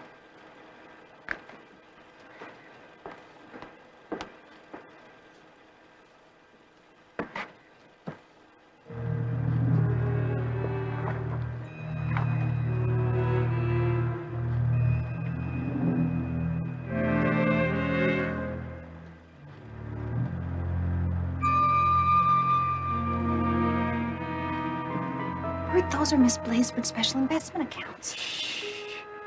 I don't think you should do that. She can keep the books and the accounts. All I want is an accurate input from the machine. She's really going to be mad. Just wait. She sees how easy and simple this will make her work. She'll love it. Probably even give me a raise.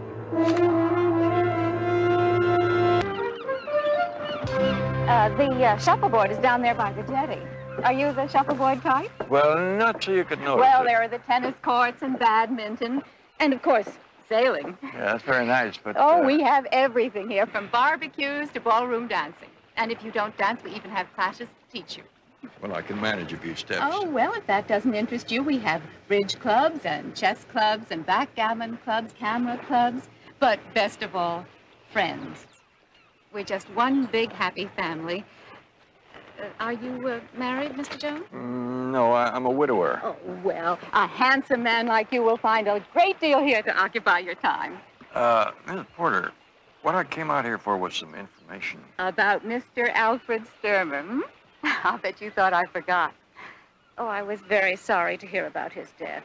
I understand he bought a condominium here. That's right. One of our evergreen models. He was to have moved in this coming Thursday.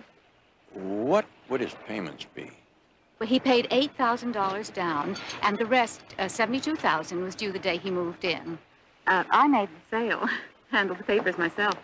Is that the way it's usually done? No, that's why I remembered. He insisted he didn't want to owe anybody anything. In our credit check, our local banker said that Mr. Sturmer planned to deposit close to $500,000. Well, did you know that he had only a little over $800 in his bank account? Oh, that's funny. From the way he talked, well, age does funny things to a man. Some men. Well, thank you very much, Miss Porter. We'll be seeing you soon, I hope, Mr. Jones.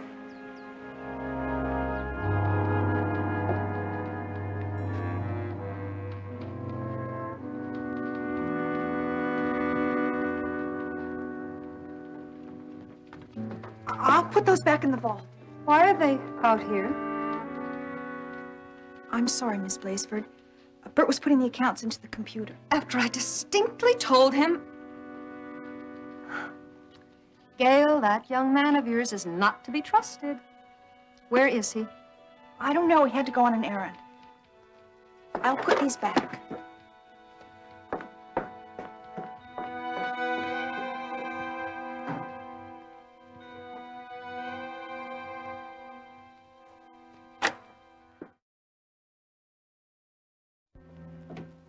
Hello, love. Time for lunch already? Bert has put the information from my private ledgers into the computer. I thought you told him not to. In no uncertain terms. Well, Bert always was kind of headstrong, like his daddy, old Tommy Munson. Remember him? Doc, it's just a matter of somebody pushing the right buttons, and it's all there on a computer readout. Don't go working yourself into a tizzy. The important thing is you found out. We'll take care of it. And I figure it's time you and I took a little vacation. I can't, Doc. Not with things the way they are. We'll go to Europe, get married by a quaint little French priest in a quaint little French church. Soon, Doc. We'll do it soon. But for right now, what about Bert? Yeah, well, Bert's been working too hard lately. He's been having headaches, he told me. I'll fix him up a little something that'll settle his nerves. Calm him down. No more headaches. No more worries for you, love.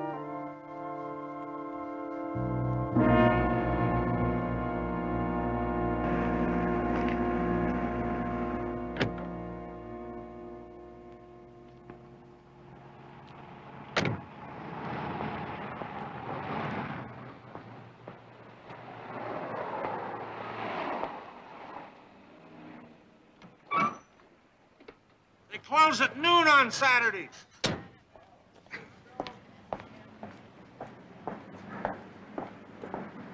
Hey, having any luck? Well, I got no answers yet, but a lot of interesting questions. Well, would you like to try some of them out on me? You seem to think that Al Sturmer had a lot of money, but all he had was $800 in the bank. Now, who told you that? Ellen Blaseford. Well, it's the absolute truth, then. Anybody in town will tell you if Ellen says so, you can stake your life on it. Where would I find Ellen Blaseford after banking hours? She lives in that big ranch house out on Mill Road. You pass by it on your way in from Sturmer's place. Bert Munson. He might be able to help you. Hey, Bert! You got a minute?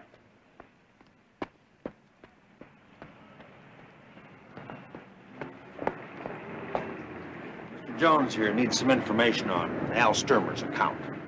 Oh, Miss Blazeford handled his account personally, but she's gone down to Los Angeles on business. Be back late tonight. Just want to ask a few questions. Yeah, as a matter of fact, so do I. But I've got an important date to meet Gail. Tomorrow's Sunday. If you'll meet me here at the bank about 8, we'll put all our questions to the computer. Good. Oh, Sheriff, did the coroner ever get back? Dr. Evans. As a matter of fact, I'm going to drop by there tonight for a game of checkers. Why don't you join us? Sure.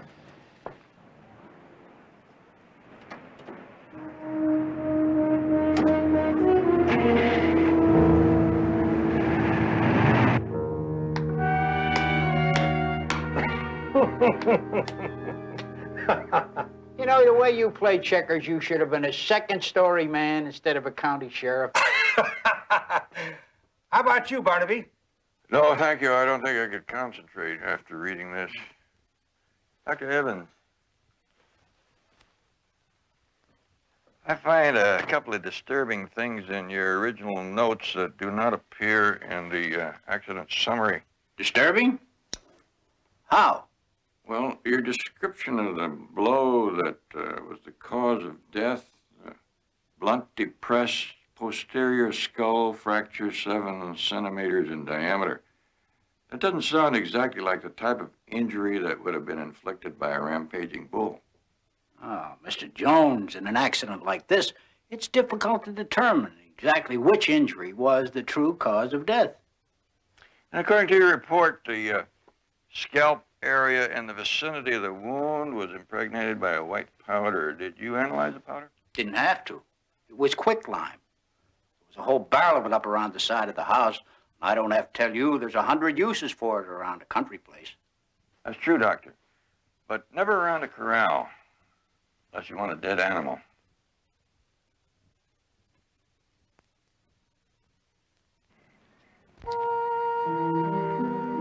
I wish you didn't have to go home tonight. Starting October 15th, I don't. I love you.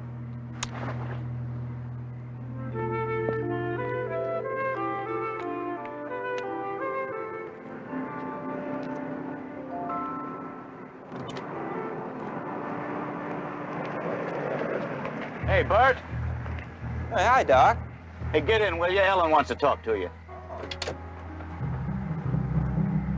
She's been going over her accounts. Said she found something that she wants you to take care of before business Monday. Oh, good. I wanted to talk to her, too. Oh, I brought you something for your allergy. Oh. Better take 2 now, huh? All right. Got some lemonade in this thermos.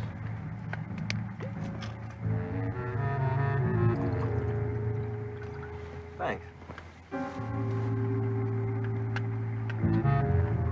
Where is she?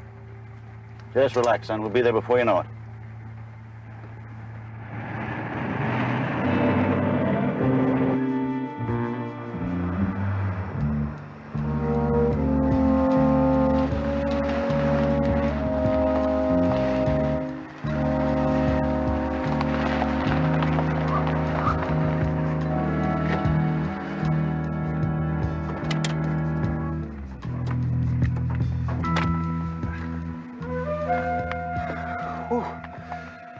Dizzy. Yeah, I should have warned you. There's antihistamine in those pills. Might make you a little sleepy. Come on, get some air, huh? It'll pass, really. Don't worry about it.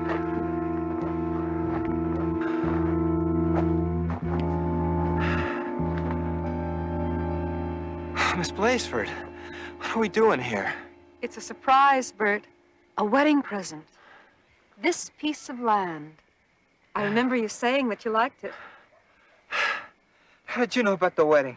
No secrets in a small town. By the way, that darling girl of yours told me how you plan to surprise me. Put all my special investment accounts into that computer of yours. You're not angry? Of course not, silly. provided it's as efficient as you say it is. It's all there. It's all on one reel of tape. Doc, I think I'm gonna be sick. Which reel of tape is it, Bert? Doc? How is it coded? Doc? How do I find that reel of tape, Bert? Bert!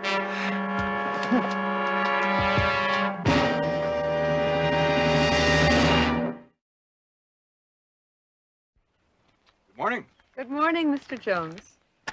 This is Fred Tucker, our pharmacist. This is Barnaby Jones, a private investigator. How do you do? Hi. What can I do for you? Well, I'd like to have a little closer look at Al Sturmer's account. Well, this is Sunday, and I keep all the records of the bank. Yeah, I was supposed to meet Bert Munson over there this morning, but he didn't show up. I tried his place, but he wasn't there. Yeah, well, Bert's getting married in a couple of weeks. Likely he's got places to go, things to do, huh? Yes, I wouldn't doubt that. From everything I've been able to find, indication is that Mr. Sturmer thought he had a lot of money in your bank. Well, you saw the balance, $800. What are you looking for, Mr. Jones? A motive for murder. Who would have murdered poor Alfred? Well, maybe when I find out why, I might also find out who. You see, people are still killing other people for the same reasons: love, hate, jealousy, money. Murder? Well, my goodness, that certainly would be a first for Culverton. Well, in any case, I'll be more than happy to help you. Why don't I meet you at the bank in 1 hour? I'd appreciate that. Nice to meet you, Mr. Tucker. You too.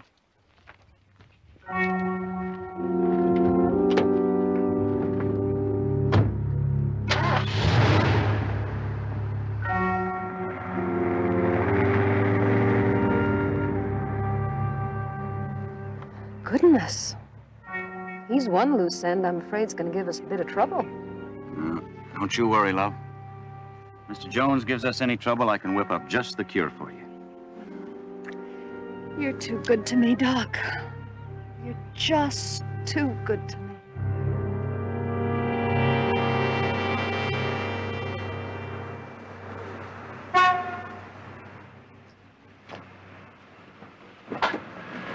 Hi, Sheriff. Good morning, Gail. How are you? Sheriff, I can't find Bert. Have you seen him? Well, not this morning. Well, I stopped by his apartment. He hasn't been home all night. His bed hasn't been slept in. Well, we better start looking for him. Come on. Get in.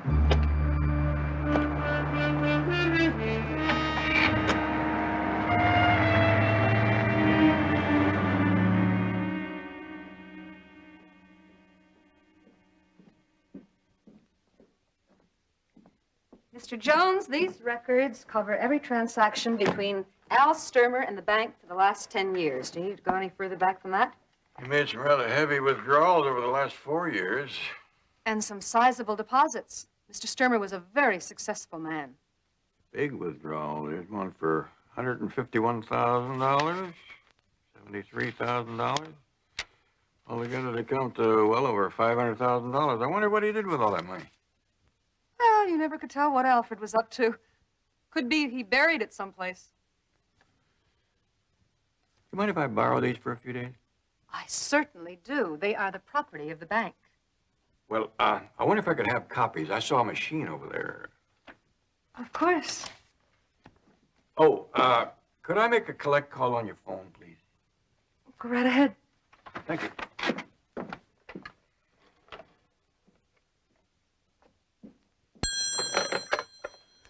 Barnaby Jones' office, may I help you? Barnaby, how'd you know I'd be here? Well, I knew you had a hair appointment on Saturday, so you would never have finished the quarterly reports and would have had to come in today to finish up before I got there on Monday. All right, now that I'm properly dazzled by your fancy footwork, what do you want? Well, this being your day off, I figured you might want to drive up here and give me a hand. Oh, you did you? All right. Give me a half an hour to finish up here and an hour to drive up there, all right? Fine, I'll see you then. I don't mean to rush you, Mr. Jones, but if that's all you need. That's all at the moment, thanks. Bert, are you in there? Excuse me.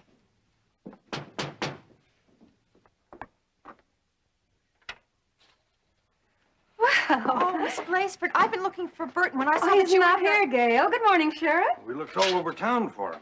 He wasn't at home all night. Nobody's seen him. Oh, well, I don't think there's anything to worry about.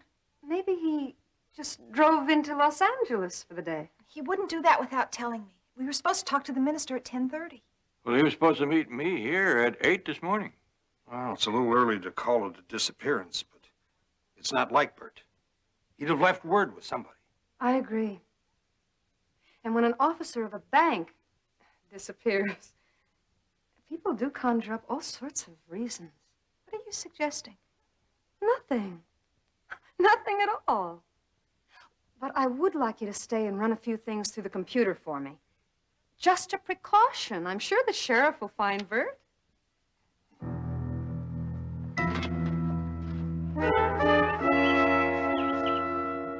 Al Sturmer was neat as apple pie.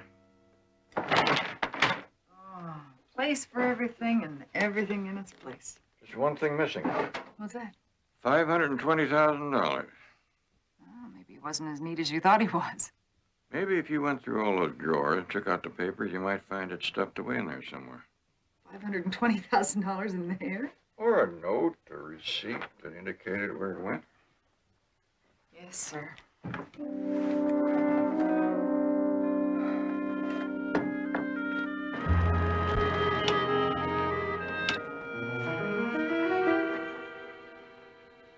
Well, there's nothing wrong here. You see, I just have an overactive imagination. Oh, you must be tired. Why don't we finish this up tomorrow? All right. Oh, Gail, that tape Bert made from the investment account ledgers, where did he put it? Well, it should be with the others. Oh, would you give it to me, please? I'll put it on the machine first thing in the morning. No, I'd like to have it now, just for safekeeping. But, Miss Blazeford, what could be safer than a bank vault? Don't argue with me, Gail. Give me the tape.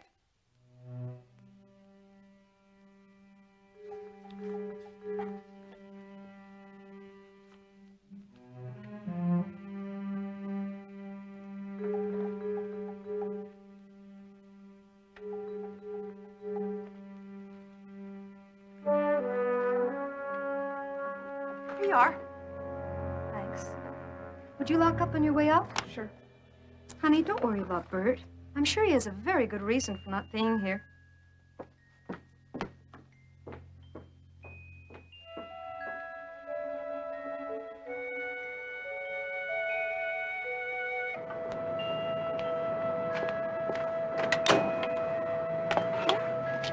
You get it? Right here.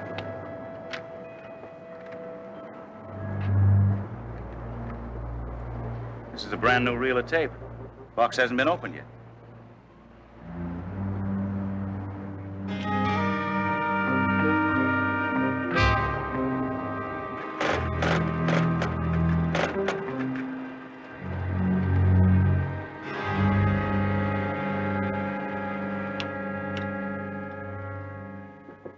Now I know why you didn't want Bert to put those accounts into the computer. You've been stealing from them. Oh, my. Now look whose imagination is running away with them. Well, Bert can prove what you did. Where is he? You know where he is, don't you? Yes, poor Bert. He absconded. Stole $2 million of the bank's money and ran away. That's a lie. Easy, girl. Of course, he'd never leave without planning for you to join him. Don't worry, love. We'll help. Take her to the back door. I'll drive my car around. Come on. Come on.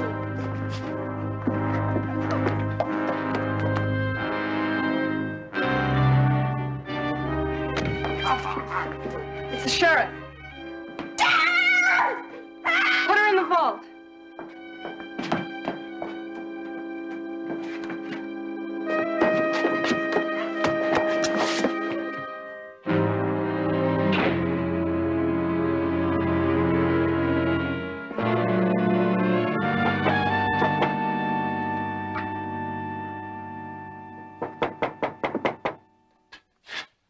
Oh, hello. What can I do for you, Sheriff? Gail still here? No, she left about 20 minutes ago. You didn't find Bert, did you? How'd you know? Well, I've been going through the books, and I'll have to have a complete audit before I can know how bad it is, but it doesn't look good. Was it bad enough to put out an all-points bulletin to the Highway Patrol? I'm afraid so. Okay.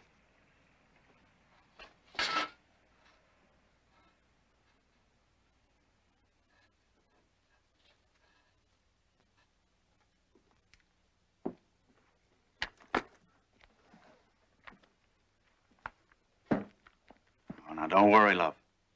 We'll come back for her later.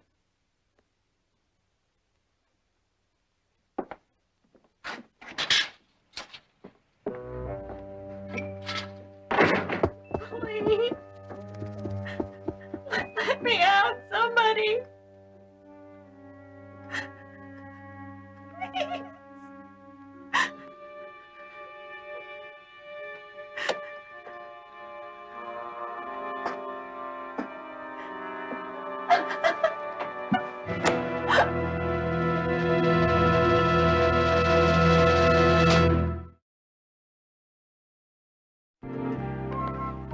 Every withdrawal, every deposit is recorded right there in his ledger, except these, where he used a special bank withdrawal slip. Well, they are legal. I've used them myself. Doesn't it strike you as strange that he signed them all with the same pen? Oh, the same kind of pen. Banks buy those by the gross. Did they all skip? Cheap pens, maybe? On the day that he died, Sturmer walked down to the mailbox and picked up the mail. He walked back to the house, looking at the mail, right about here. And somebody or something interrupted him. You tell me how you know that. Because I found the mail right over there, partially open. Well, that would explain for him wearing his reading glasses. Yeah, now the question is, what interrupted his attention to his mail? Eddie, would you write your name for me, please? Sure.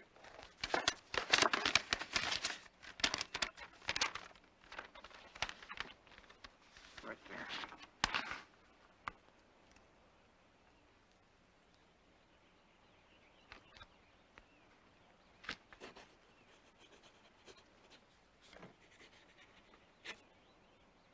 Do it again.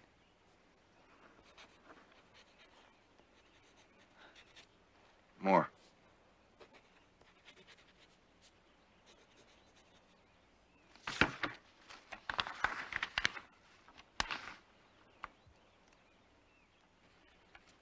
Skips are almost exactly alike. Do you think that these slips were all signed here? And what's more likely, all on the same day. That means that somebody had to fudge around with the dates on $500,000 worth of withdrawal. I wonder how she got Mr. Sturmer to sign these blank withdrawal slips. Maybe he thought he was signing something else. And don't forget, everybody trusts Ms. Blaisford. You know, we deserve a celebration.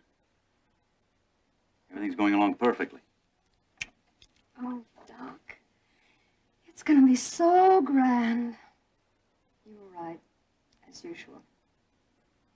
It's time to go. I think I'm just a little tired. All work, no play, love. Why didn't we get married years ago? No, you know what they say. Marry in haste, repent at leisure.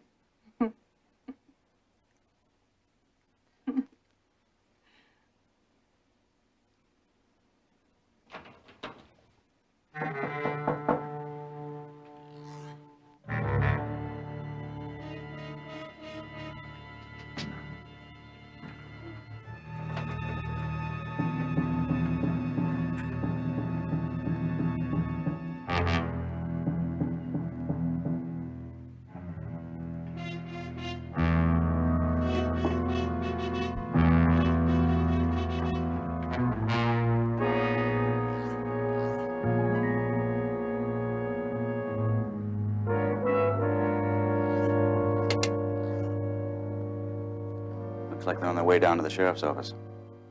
It's all right. You know, I don't think that man is half dumb. Hardly anyone is these days. Well, darling. The books are finished. Now we do something about Gail, and we're on our way. We can't move her with Jones on the street and the sheriff in town.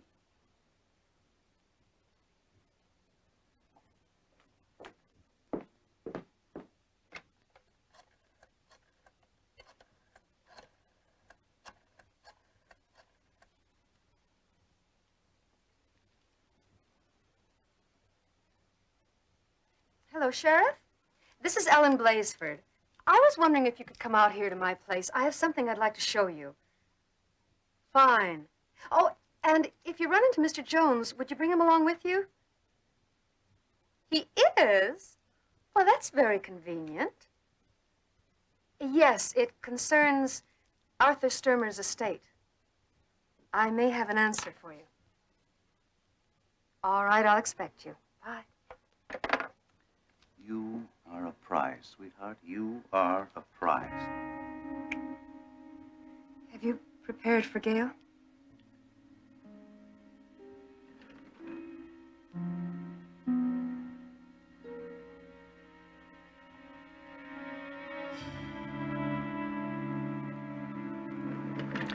Now, what happens when they show up at your place and we're not there?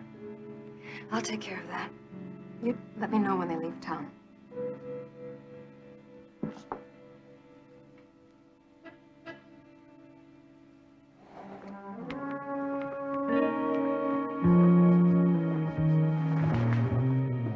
Might as well take my car. That's all right. We'll take this one. You know where she lives? Barnaby. I've been there. Barnaby. You drive. Barnaby, we were just...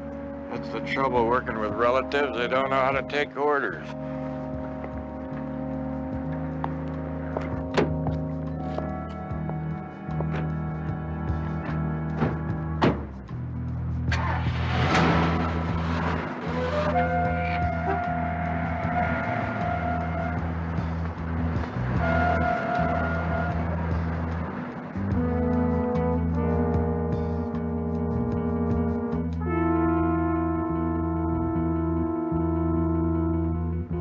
They've gone, love.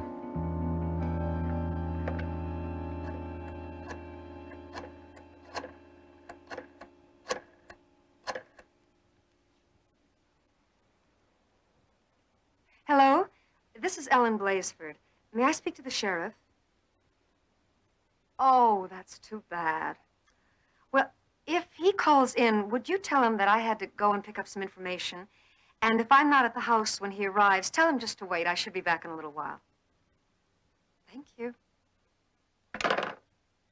All right, Doc? Let's put the icing on the cake. Barnaby, can I ask you a question? Sure, why not?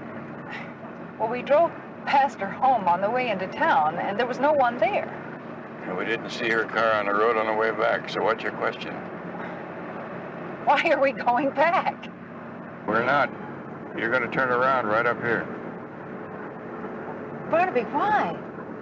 I think somebody wanted to see us out of town. They have. Now we're going to find out why.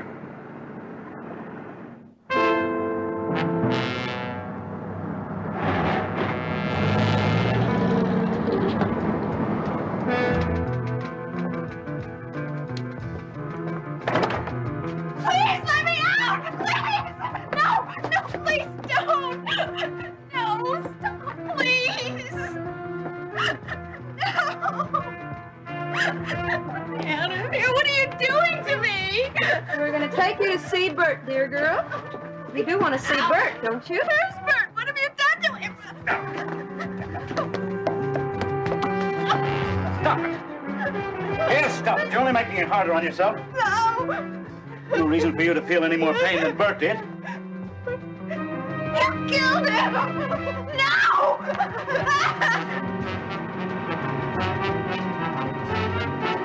There's a car right there.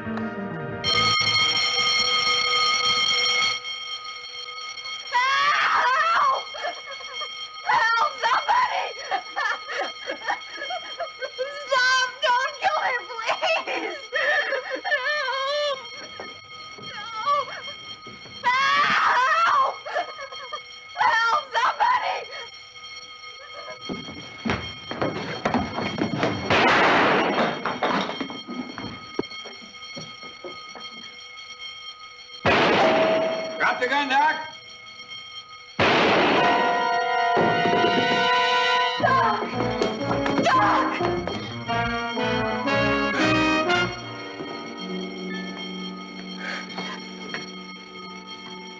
All right. It's all right, love.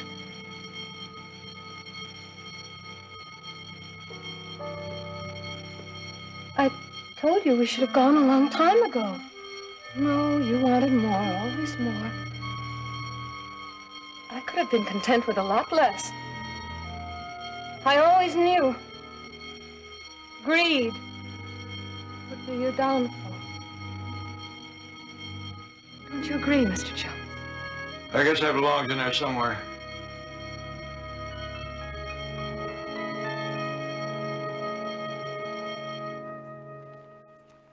Mr. Jones, this isn't easy to say, but I want to thank you for finding something that I should have found myself.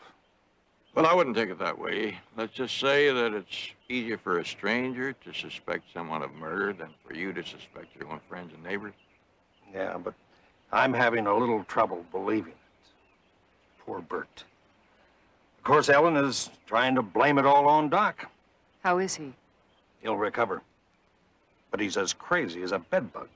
He keeps telling me when he's up and around he's going to fix me a little something for my bursitis. Well, maybe he just has a forgiving nature. Maybe. But I don't have bursitis.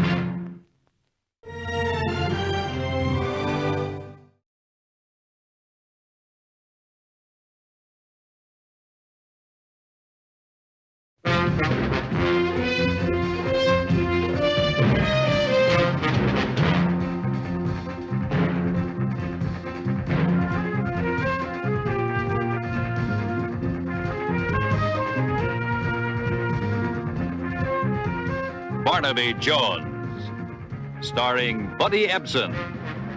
Also starring Lee Merriweather, with guest stars Don Porter, Joel Fabiani, Jane Merrow, Stephen Elliott. Tonight's episode, Web of Deceit.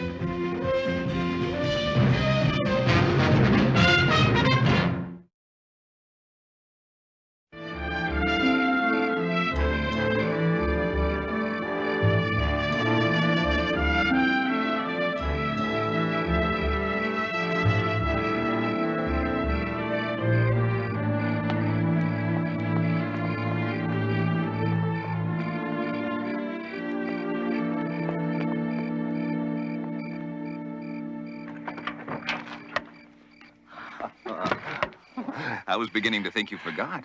The people in the next house were out on their patio. I was afraid they might see you come in. And if Mr. Tatum found out... You are afraid, aren't you? He'd fire me, Stephen. He's told me so many times that I'm never to let anyone in the house unless he says to. Oh, Stephen, darling.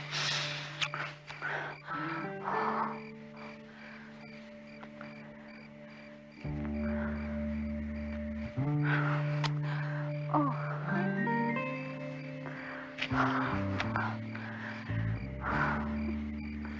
Let's go inside.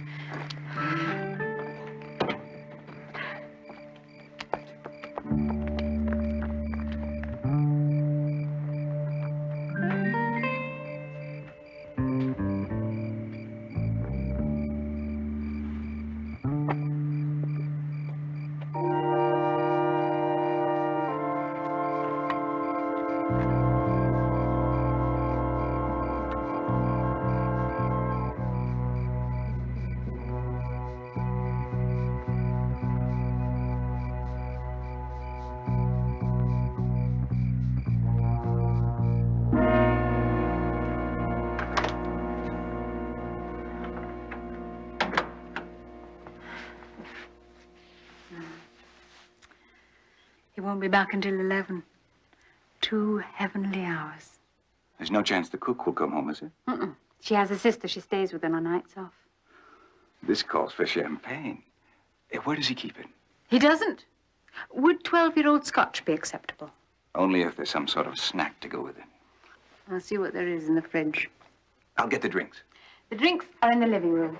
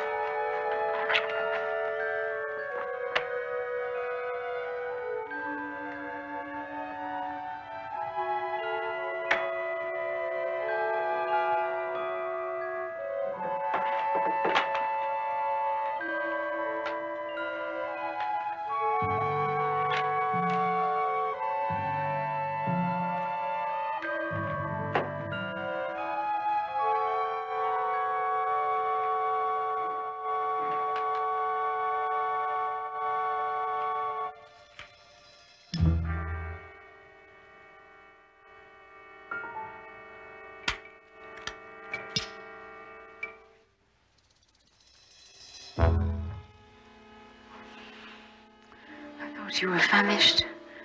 I am.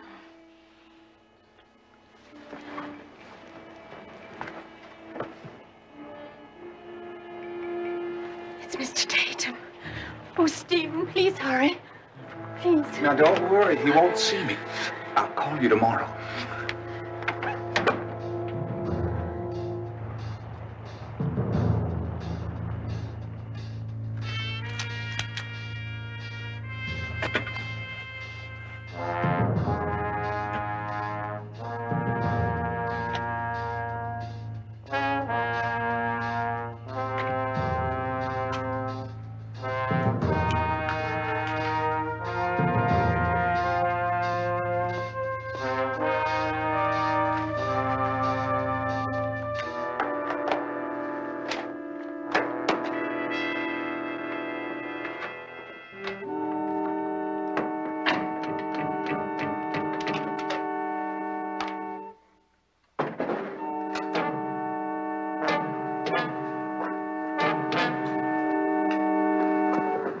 Put your hands behind your head and keep them there. Take it easy, Mr. Tatum. Montgomery? Adam Montgomery? I found some extremely interesting memos in your file, Mr. Tatum, but I'd be pleased to forget them if you... I said to keep them there. If you forget that I dropped in this informal manner. Not a chance. You've been trying to get me and Jim Brock for a long time. Those libelous innuendos in your filthy column and on television. They were libelous. Why haven't you sued? Because you know just how far to go without laying yourself open. But this time, caught in the act of breaking and entering, that's a tough one to beat. Uh-huh. But I'll see to it that what I found in those memos comes out at the trial.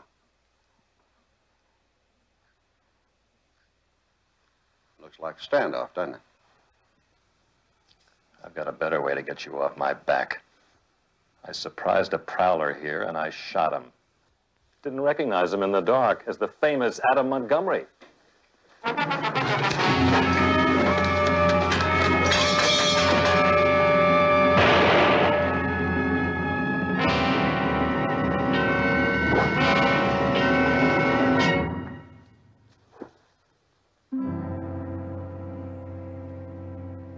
dead?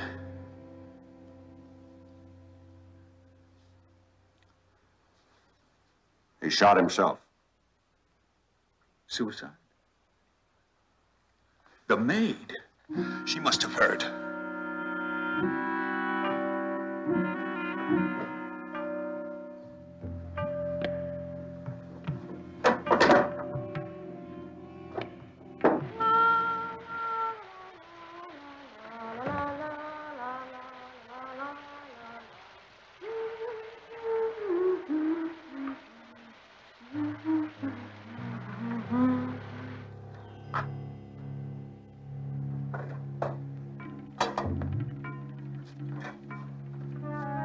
She's in the shower.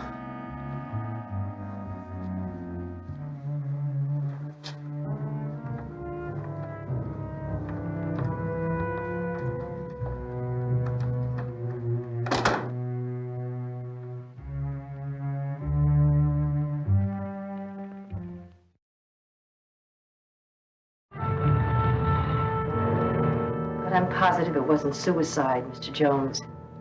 My husband wasn't the kind of man who caved in under pressure and gave up. Yeah, but you were away, Mrs. Tatum. Isn't it possible that your husband may have been under pressures that you didn't know about? He wouldn't have taken his life, no matter what. Here you are, Mrs. Tatum. Thank you. Did you take cream? Yes, thank you. I called the police after you phoned. Did you know that your husband was shot at close range? Yes, I know. They told me. Powder burns. Did he also tell you that the tests that they conducted indicated that he fired the weapon? Well, that doesn't prove he fired it himself.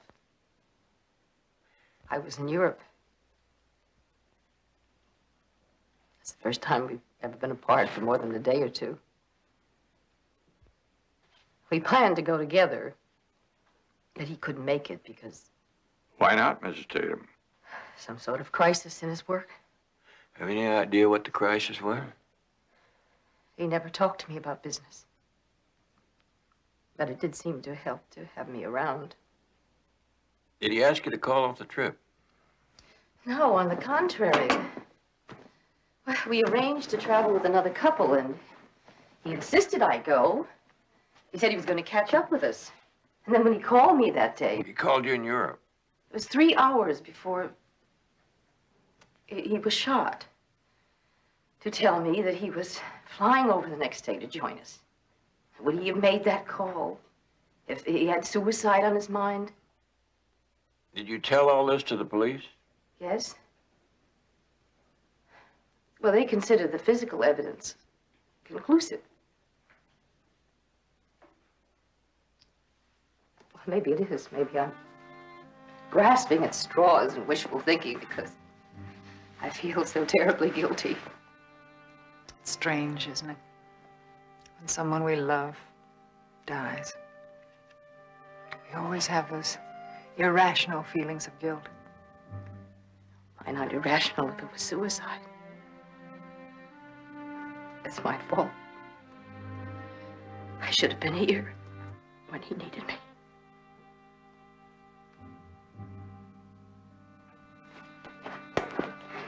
I'm sorry to have taken so much of your time, Mr. Jones.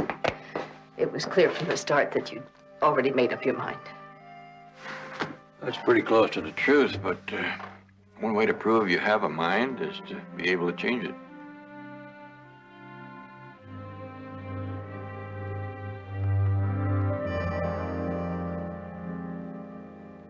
Today's question: is there any connection between the death of Charles Tatum and the rumors that the mighty empire created by James Everett Brock has been built on shifting sands? Or should I say, shifty? Tatum was second in command to Brock, that shadowy industrial Midas about whom so little is known. There have been hints that Tatum took his life because the walls were closing in on him and Brock. In the very near future, I can promise you more than hints. In upcoming editions of Report from Montgomery.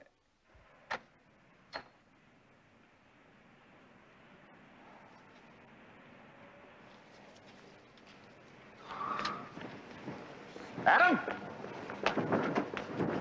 I caught your broadcast in a monitor room. Why are you still holding back on the memos? I break the story now, they might reopen the investigation of Tatum's death. Well, there's no way they can find out we were there. No. Brock would know those memos are in Tatum's file. Well, you could say somebody slipped the copies under your door. Brock has so many enemies. I will decide what to say and when to say it, Larry. Did you get anything on the land commissioner's story? I always get something. Proof of bribery? Well, not yet, but enough for a column. Good opening hook. Very good. It's the same all the way through, like every column with Adam Montgomery's byline. You know how long I was at it before I got a byline? Were you writing columns and telecasts that were used word for word? Matter of fact, I was. Stop pressing, Larry. You'll get there. When? When I retire.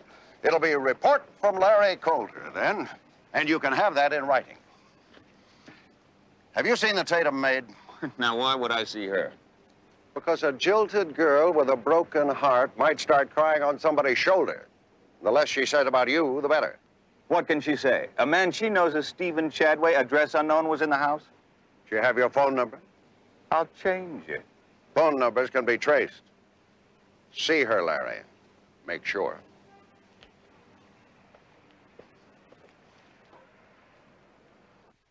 I didn't hear the gunshot. It must have been when I was in the shower. I came in here later to make sure that the doors and windows were locked. I always check everywhere before going to bed. That's a good idea. If everybody did that, it'd make things much tougher for the burglars. That's when I found the body.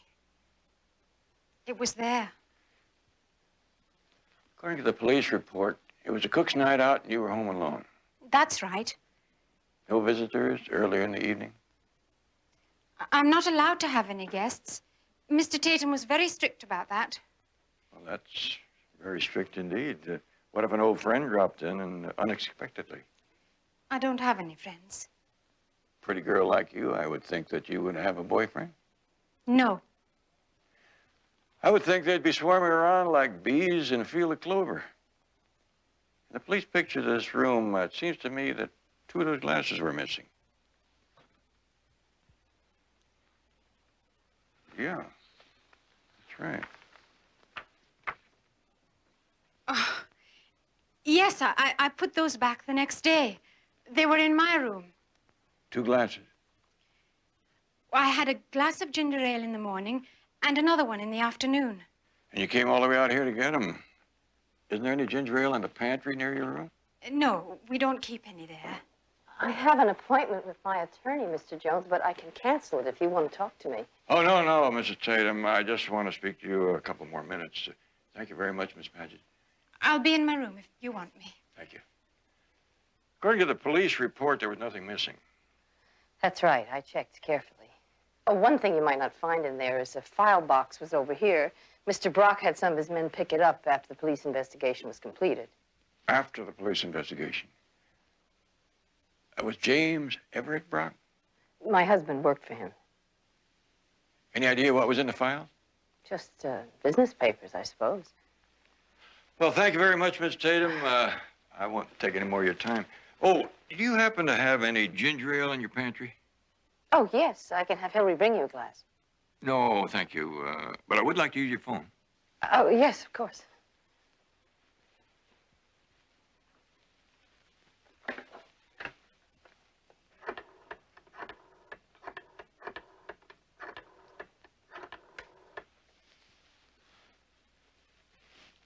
Betty? I got a little job for you.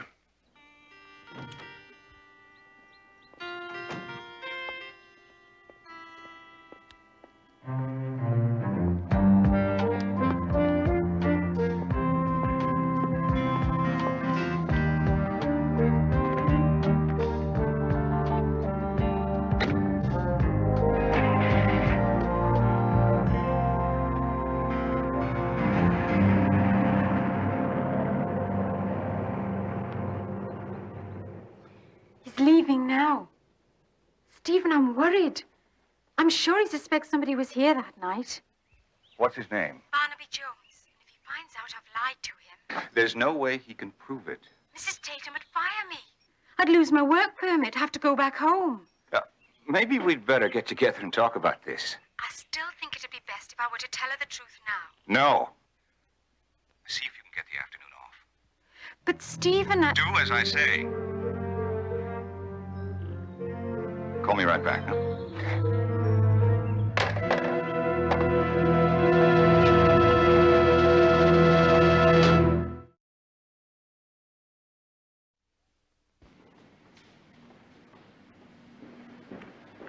The guard at the elevator says I need a pass to see James Everett Brock. My name is Adam Montgomery. I recognize you right off, Mr. Montgomery. Adam Montgomery for Mr. Brock. Mr. Montgomery? My name's Barnaby Jones. I never miss your program or your column. Tell Mr. Brock it's very important. Mr. Montgomery says it's very important. Mr. Brock? Hey, I bet that ties in with what you said on your show about the walls closing in. Sorry, Mr. Montgomery. You'll have to phone for an appointment. Maybe if I went up and told his secretary what I want to talk to him about? Yes, sir. Oh, would you please call Mr. Brock and tell him that Mr. Holmes would like to see Jim Ev. Jim Ev? Yes, Jim Ev. That's for James Everett. We're old friends. A gentleman here to see Jim Ev. He's an old friend. I'm Mr. Holmes. Sherlock Holmes. Sherlock Holmes. You're to go right up, sir. The executive elevator. Show the pass to the guard. Much obliged.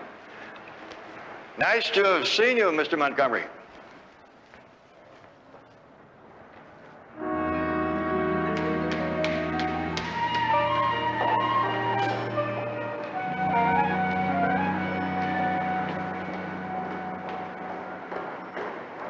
Nope. No, Bob. Nope. That's not the way we set it up. That's right. Come in, Sherlock. I'll be right with you. No, no. No, I'm not interested in any counter proposals. You have until 5 o'clock. Right. Yeah, hold all calls. It's been a long time, Barnaby. You're looking good, Jim Ev. What's your secret? Clean living? I don't swing the way I used to when you handle that case for me. Never saw so many look-alike redheads in all my life. I couldn't tell one from the other. You were able to single out the one who was trying to blackmail me. Just luck. Hey, you've certainly come a long way since then. Just luck? Same kind of luck you had when you had that financial difficulty about 5 or 6 years ago. I heard that you almost went under. The banks were about to take you over. Rumors. I haven't had any real trouble at any time. Well, you always did have the ability to bounce back, to land on your feet. Beautiful view. You didn't come up here to see the view. What is it, Barnaby? Charles Tatum's wife doesn't believe that he was a suicide. She thinks he was murdered. That's what I'm being paid to find out. Any leads? Well, I was kind of hoping I might get one from you. How long ago was it that Tatum came over here to JEB Enterprises? About 5 years ago. About the time you got into your jam, wasn't it? I wasn't in a jam. That file that you took out of Tatum's living room, was there anything in that that somebody may have wanted to latch onto? Routine business papers. Mind if I take a look at them? I'm afraid not. Government contracts, we have to keep it confidential. First the routine, now the confidential. Is some kind of a runaround? You know me better than that, Barnaby. Yeah. Well, I came up here hoping for a lead, and I'm still hoping. Sorry, there's nothing I can give you. Well, I guess it's like my uncle once said, hope is like a hen that lays more eggs than she can possibly hatch. Thanks for seeing me, Jim Ev. All right, anytime.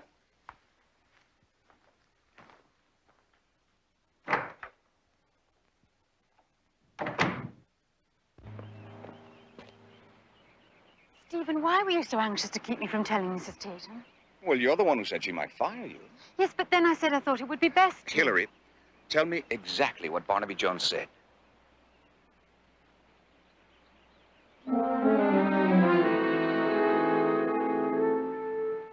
Then he said, anybody here earlier that evening?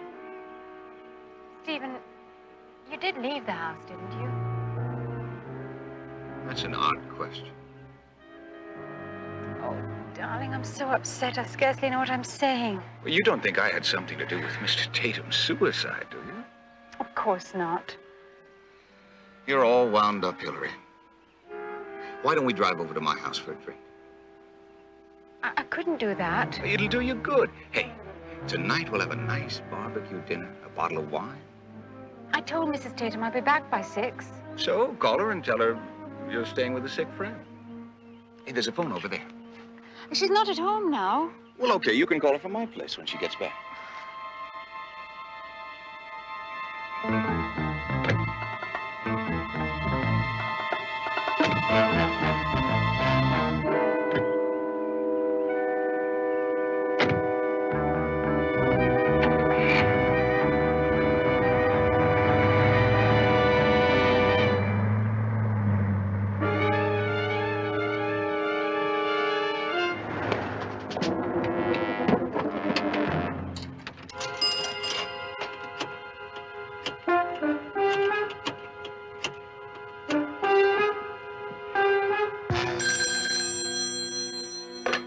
Yeah. Barnaby, you were right. She does have a boyfriend. They just drove off in his car. Well, it would have been nice if you'd have followed them, found out where they were going. I would have, but a van blocked me in. I got the license number. Good. Check it out, Betty. I'm on my way to the Tatum house. Call me there. Right. Oh, excuse me. Excuse me for running off like this. All of a sudden, I realized there was a cake in the oven that had to come out right away. Well, I hope you made it in time, Mrs. Snyder. I did. Oh, maybe you'd like to have a slice when it cools off? Do you like linzer torte? I think I'd love anything you baked. Oh, thank you. But you were talking about Hillary, no? Yes. It's too bad she doesn't have friends here. I think maybe she just met somebody. Oh? At the bridge club. She's been going there on her night off. And this somebody is a man? He called a couple times and she was out. Now, he did not give his name. All he said was he'll call back later. He sounded very handsome. Miss Snyder, that driveway gate out there, is that the only way in and out? No, there's one right there. But it's almost never used.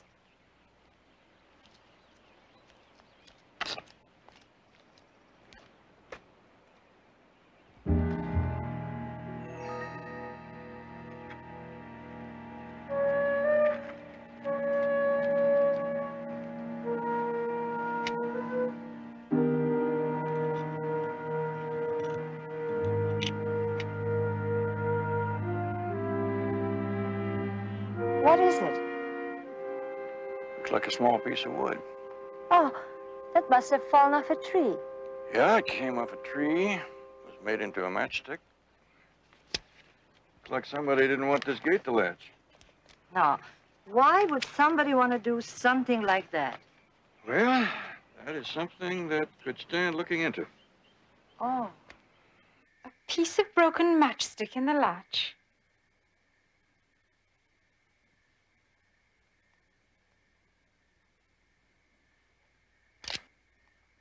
What else did he say? Yes. Thank you, Mrs. Schneider.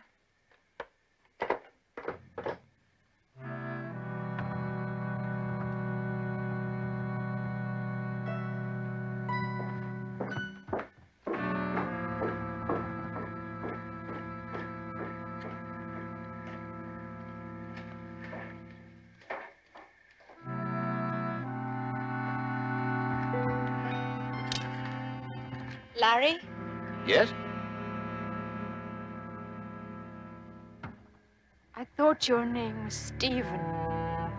Now, wait a minute. Wait a minute. I know what you're thinking. The man who lived here before neglected to give the post office a change of address. And you open his letters? The ones that look like junk mail, yes, just to make sure before I throw it away. You're lying, aren't you? What are you talking about? It's all been a sham, hasn't it? Honey, you're not making any sense. The cook says that detective, Mr. Jones, says that someone wedged the gate open that night. That there was someone there. That Mr. Tatum didn't commit suicide. Hillary, you know how I feel about you. Now, if you just give me a chance, I can explain everything. I think I'd better go. We can talk about it tomorrow. Now, listen, you're leaving. No, let me go.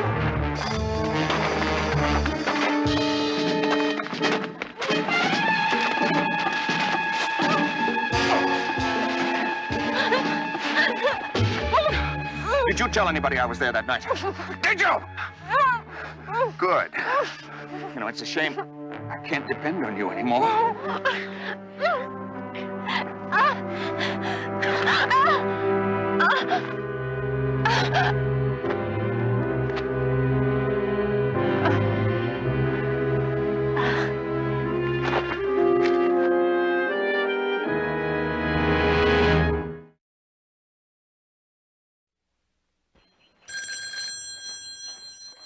Hello.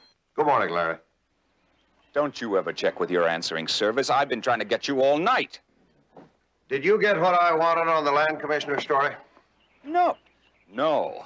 It's about that problem we discussed after your telecast yesterday. I had to bury it. You what? There was a problem. It was the only way to handle it.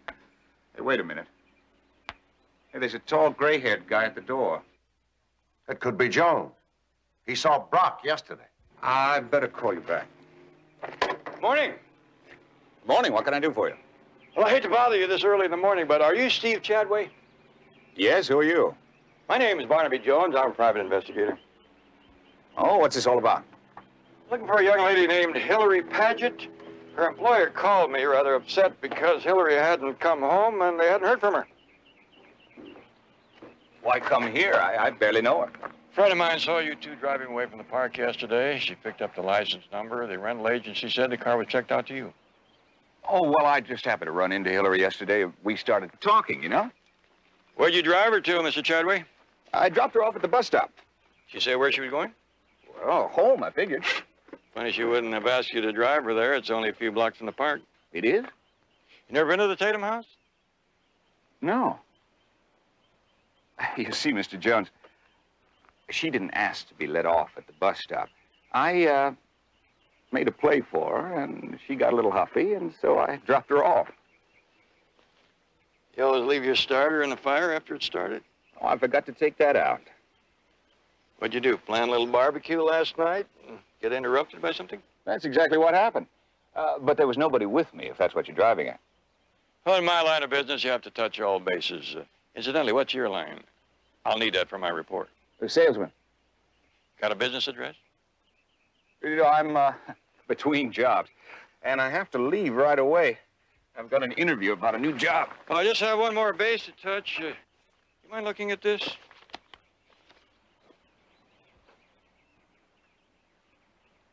You know this man? No, I never saw him. Well, looks like I've come completely around the barn, back to where I started. Thanks for your time.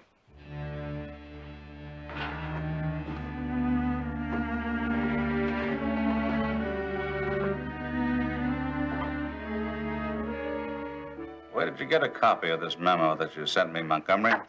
Somebody slipped it under my door, along with copies of other memos. Just slipped it under the door. Yeah. Must have been somebody with a grudge against you. It's all there, Mr. Brock.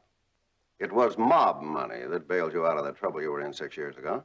If that information leaks out, you'll lose millions in government contracts. What do you want? Job like mine takes a lot out of a man. And I've been at it for a lot of years. 19 hours a day, 7 days a week. Long speeches bore me. My doctor said I ought to slow down. There's a bit of a problem. Money. Yeah. Made a lot, spent a lot. Just never acquired the habit of saving. How much do you want? What I want's a job. Man retires, lets down completely. What kind of a job? I think you can find a spot for me. Maybe in one of your foreign branches. South of France, preferably. I'd like that. Something not too taxing, but high-paying. Kind of a public relations job. What if I retire you with a bullet? There's a codicil to my will. Something happens to me, those memos are made public. Maybe I can find a job for a good man like you.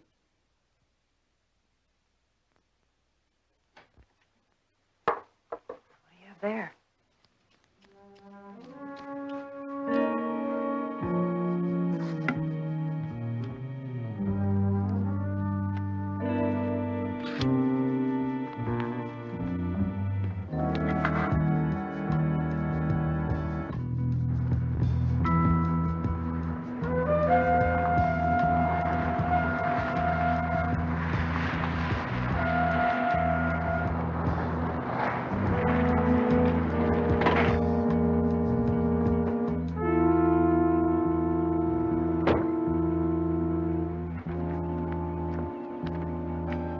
Why did I have to drive all the way out here? Supposing somebody did see us together. You're sure nobody followed you? Of course I'm sure. Adam, you're getting paranoid. Now, what is this all about? Report from Coulter. On the air and in your favorite papers 5 days a week. It's all yours, Larry, beginning tomorrow. I'm retiring, like I said I would. There has to be a catch. There isn't. Just one condition. You agree never to use the memos. Never? Has to be part of the agreement. So you made a deal with Brock? Why not? I get what I want, you get what you want. And you always wanted to set up a retirement plan. I bet it's a good one. I take it you're in agreement? Sure. Why not? When do I take over? Right away. But there's one thing you have to take care of first. What? Well, if Barnaby Jones ever connects you with Tatum's death, you're in trouble. We're in trouble. But you are good at handling things like this. You handle this one, we're both home free. Well,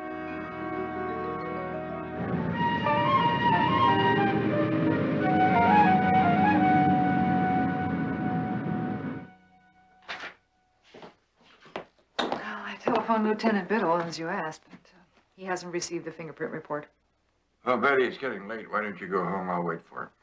Oh, well, I've got a few more letters to type. Why don't I go out and get us some hamburgers, hmm? No. I'll get the hamburgers. I wouldn't want you to be raising a furor about the working conditions.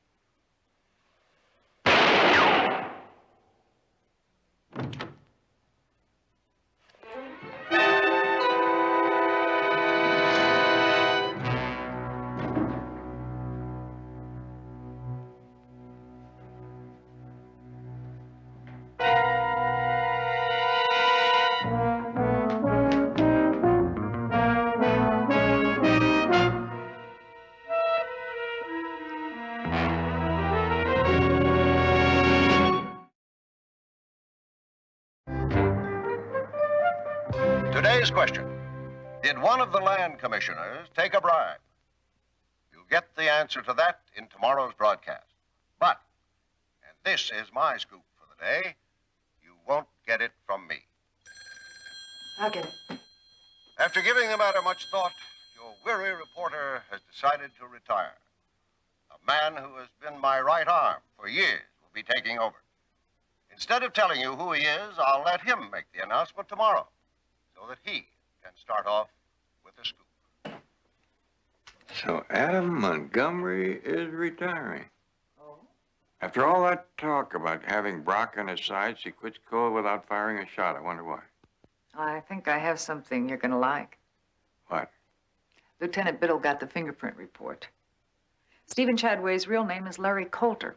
He's an investigative reporter. That's why his fingerprints are on file. Guess who he works for? Adam Montgomery. No, it all keeps coming back to my hunch. It's all involved with that file. There's only one way to find out. See the man with the file. Your old friend, Jim Ev.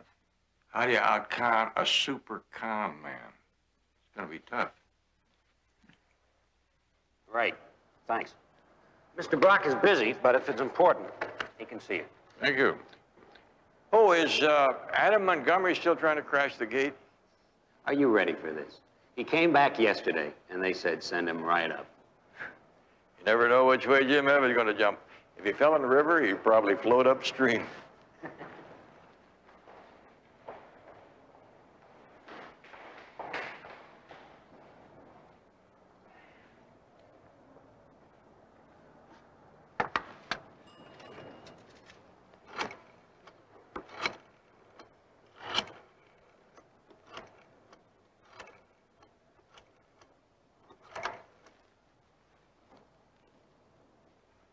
Lieutenant Biddle, please.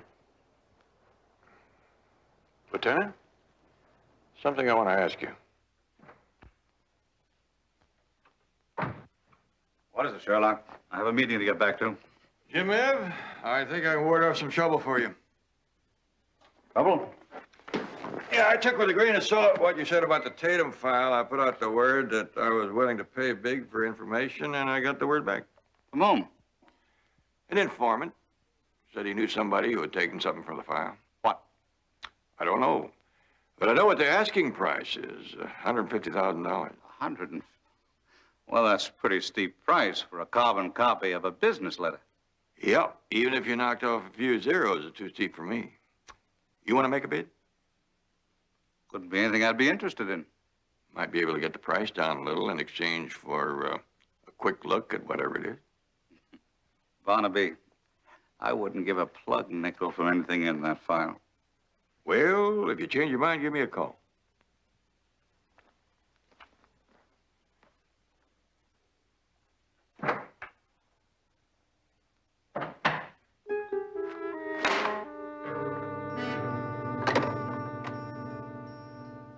Get me Adam Montgomery.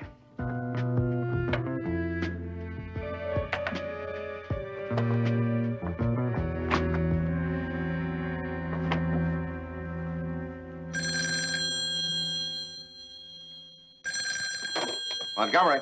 This is Brock. Somebody's trying to shake me down through a go-between. It wouldn't be you, would it? What are you talking about? The memos. Somebody said they were up for sale, $150,000. You said nobody else knows about them. Nobody does.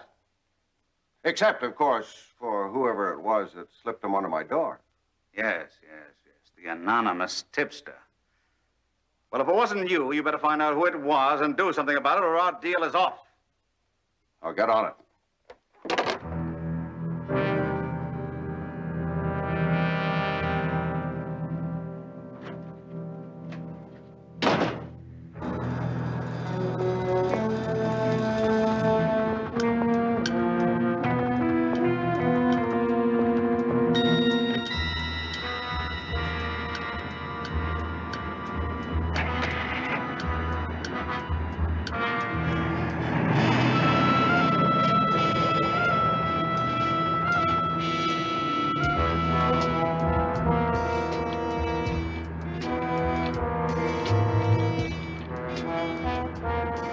Barnaby? He's leaving now. Yeah, I'll stay with him. Okay. I'll get to the car and stay on the police van. All right.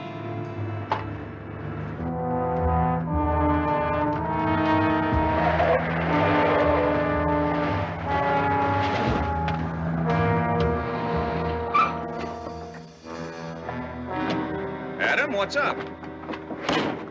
You're going to level with me, or you've had it. Do you have extra copies, or was it just a bluff? Extra copies? What are you talking about? Come on, Larry. I got it straight from Brock that somebody's been trying to milk him for $150,000. What? No, Adam, wait a minute. It wasn't me. Nobody else knew we got to the memos. It has to be you. I told you I don't know what you're talking about. Are you trying to set me up? I am talking about copies of those memos. And if they can't get us on those, they keep digging until they get me on the girl's murder. Is that it? That's very informative. What is this? Shut up. Not very smart of you, Mr. Jones. Coming here by yourself. Meet Lieutenant Biddle of the Los Angeles Police.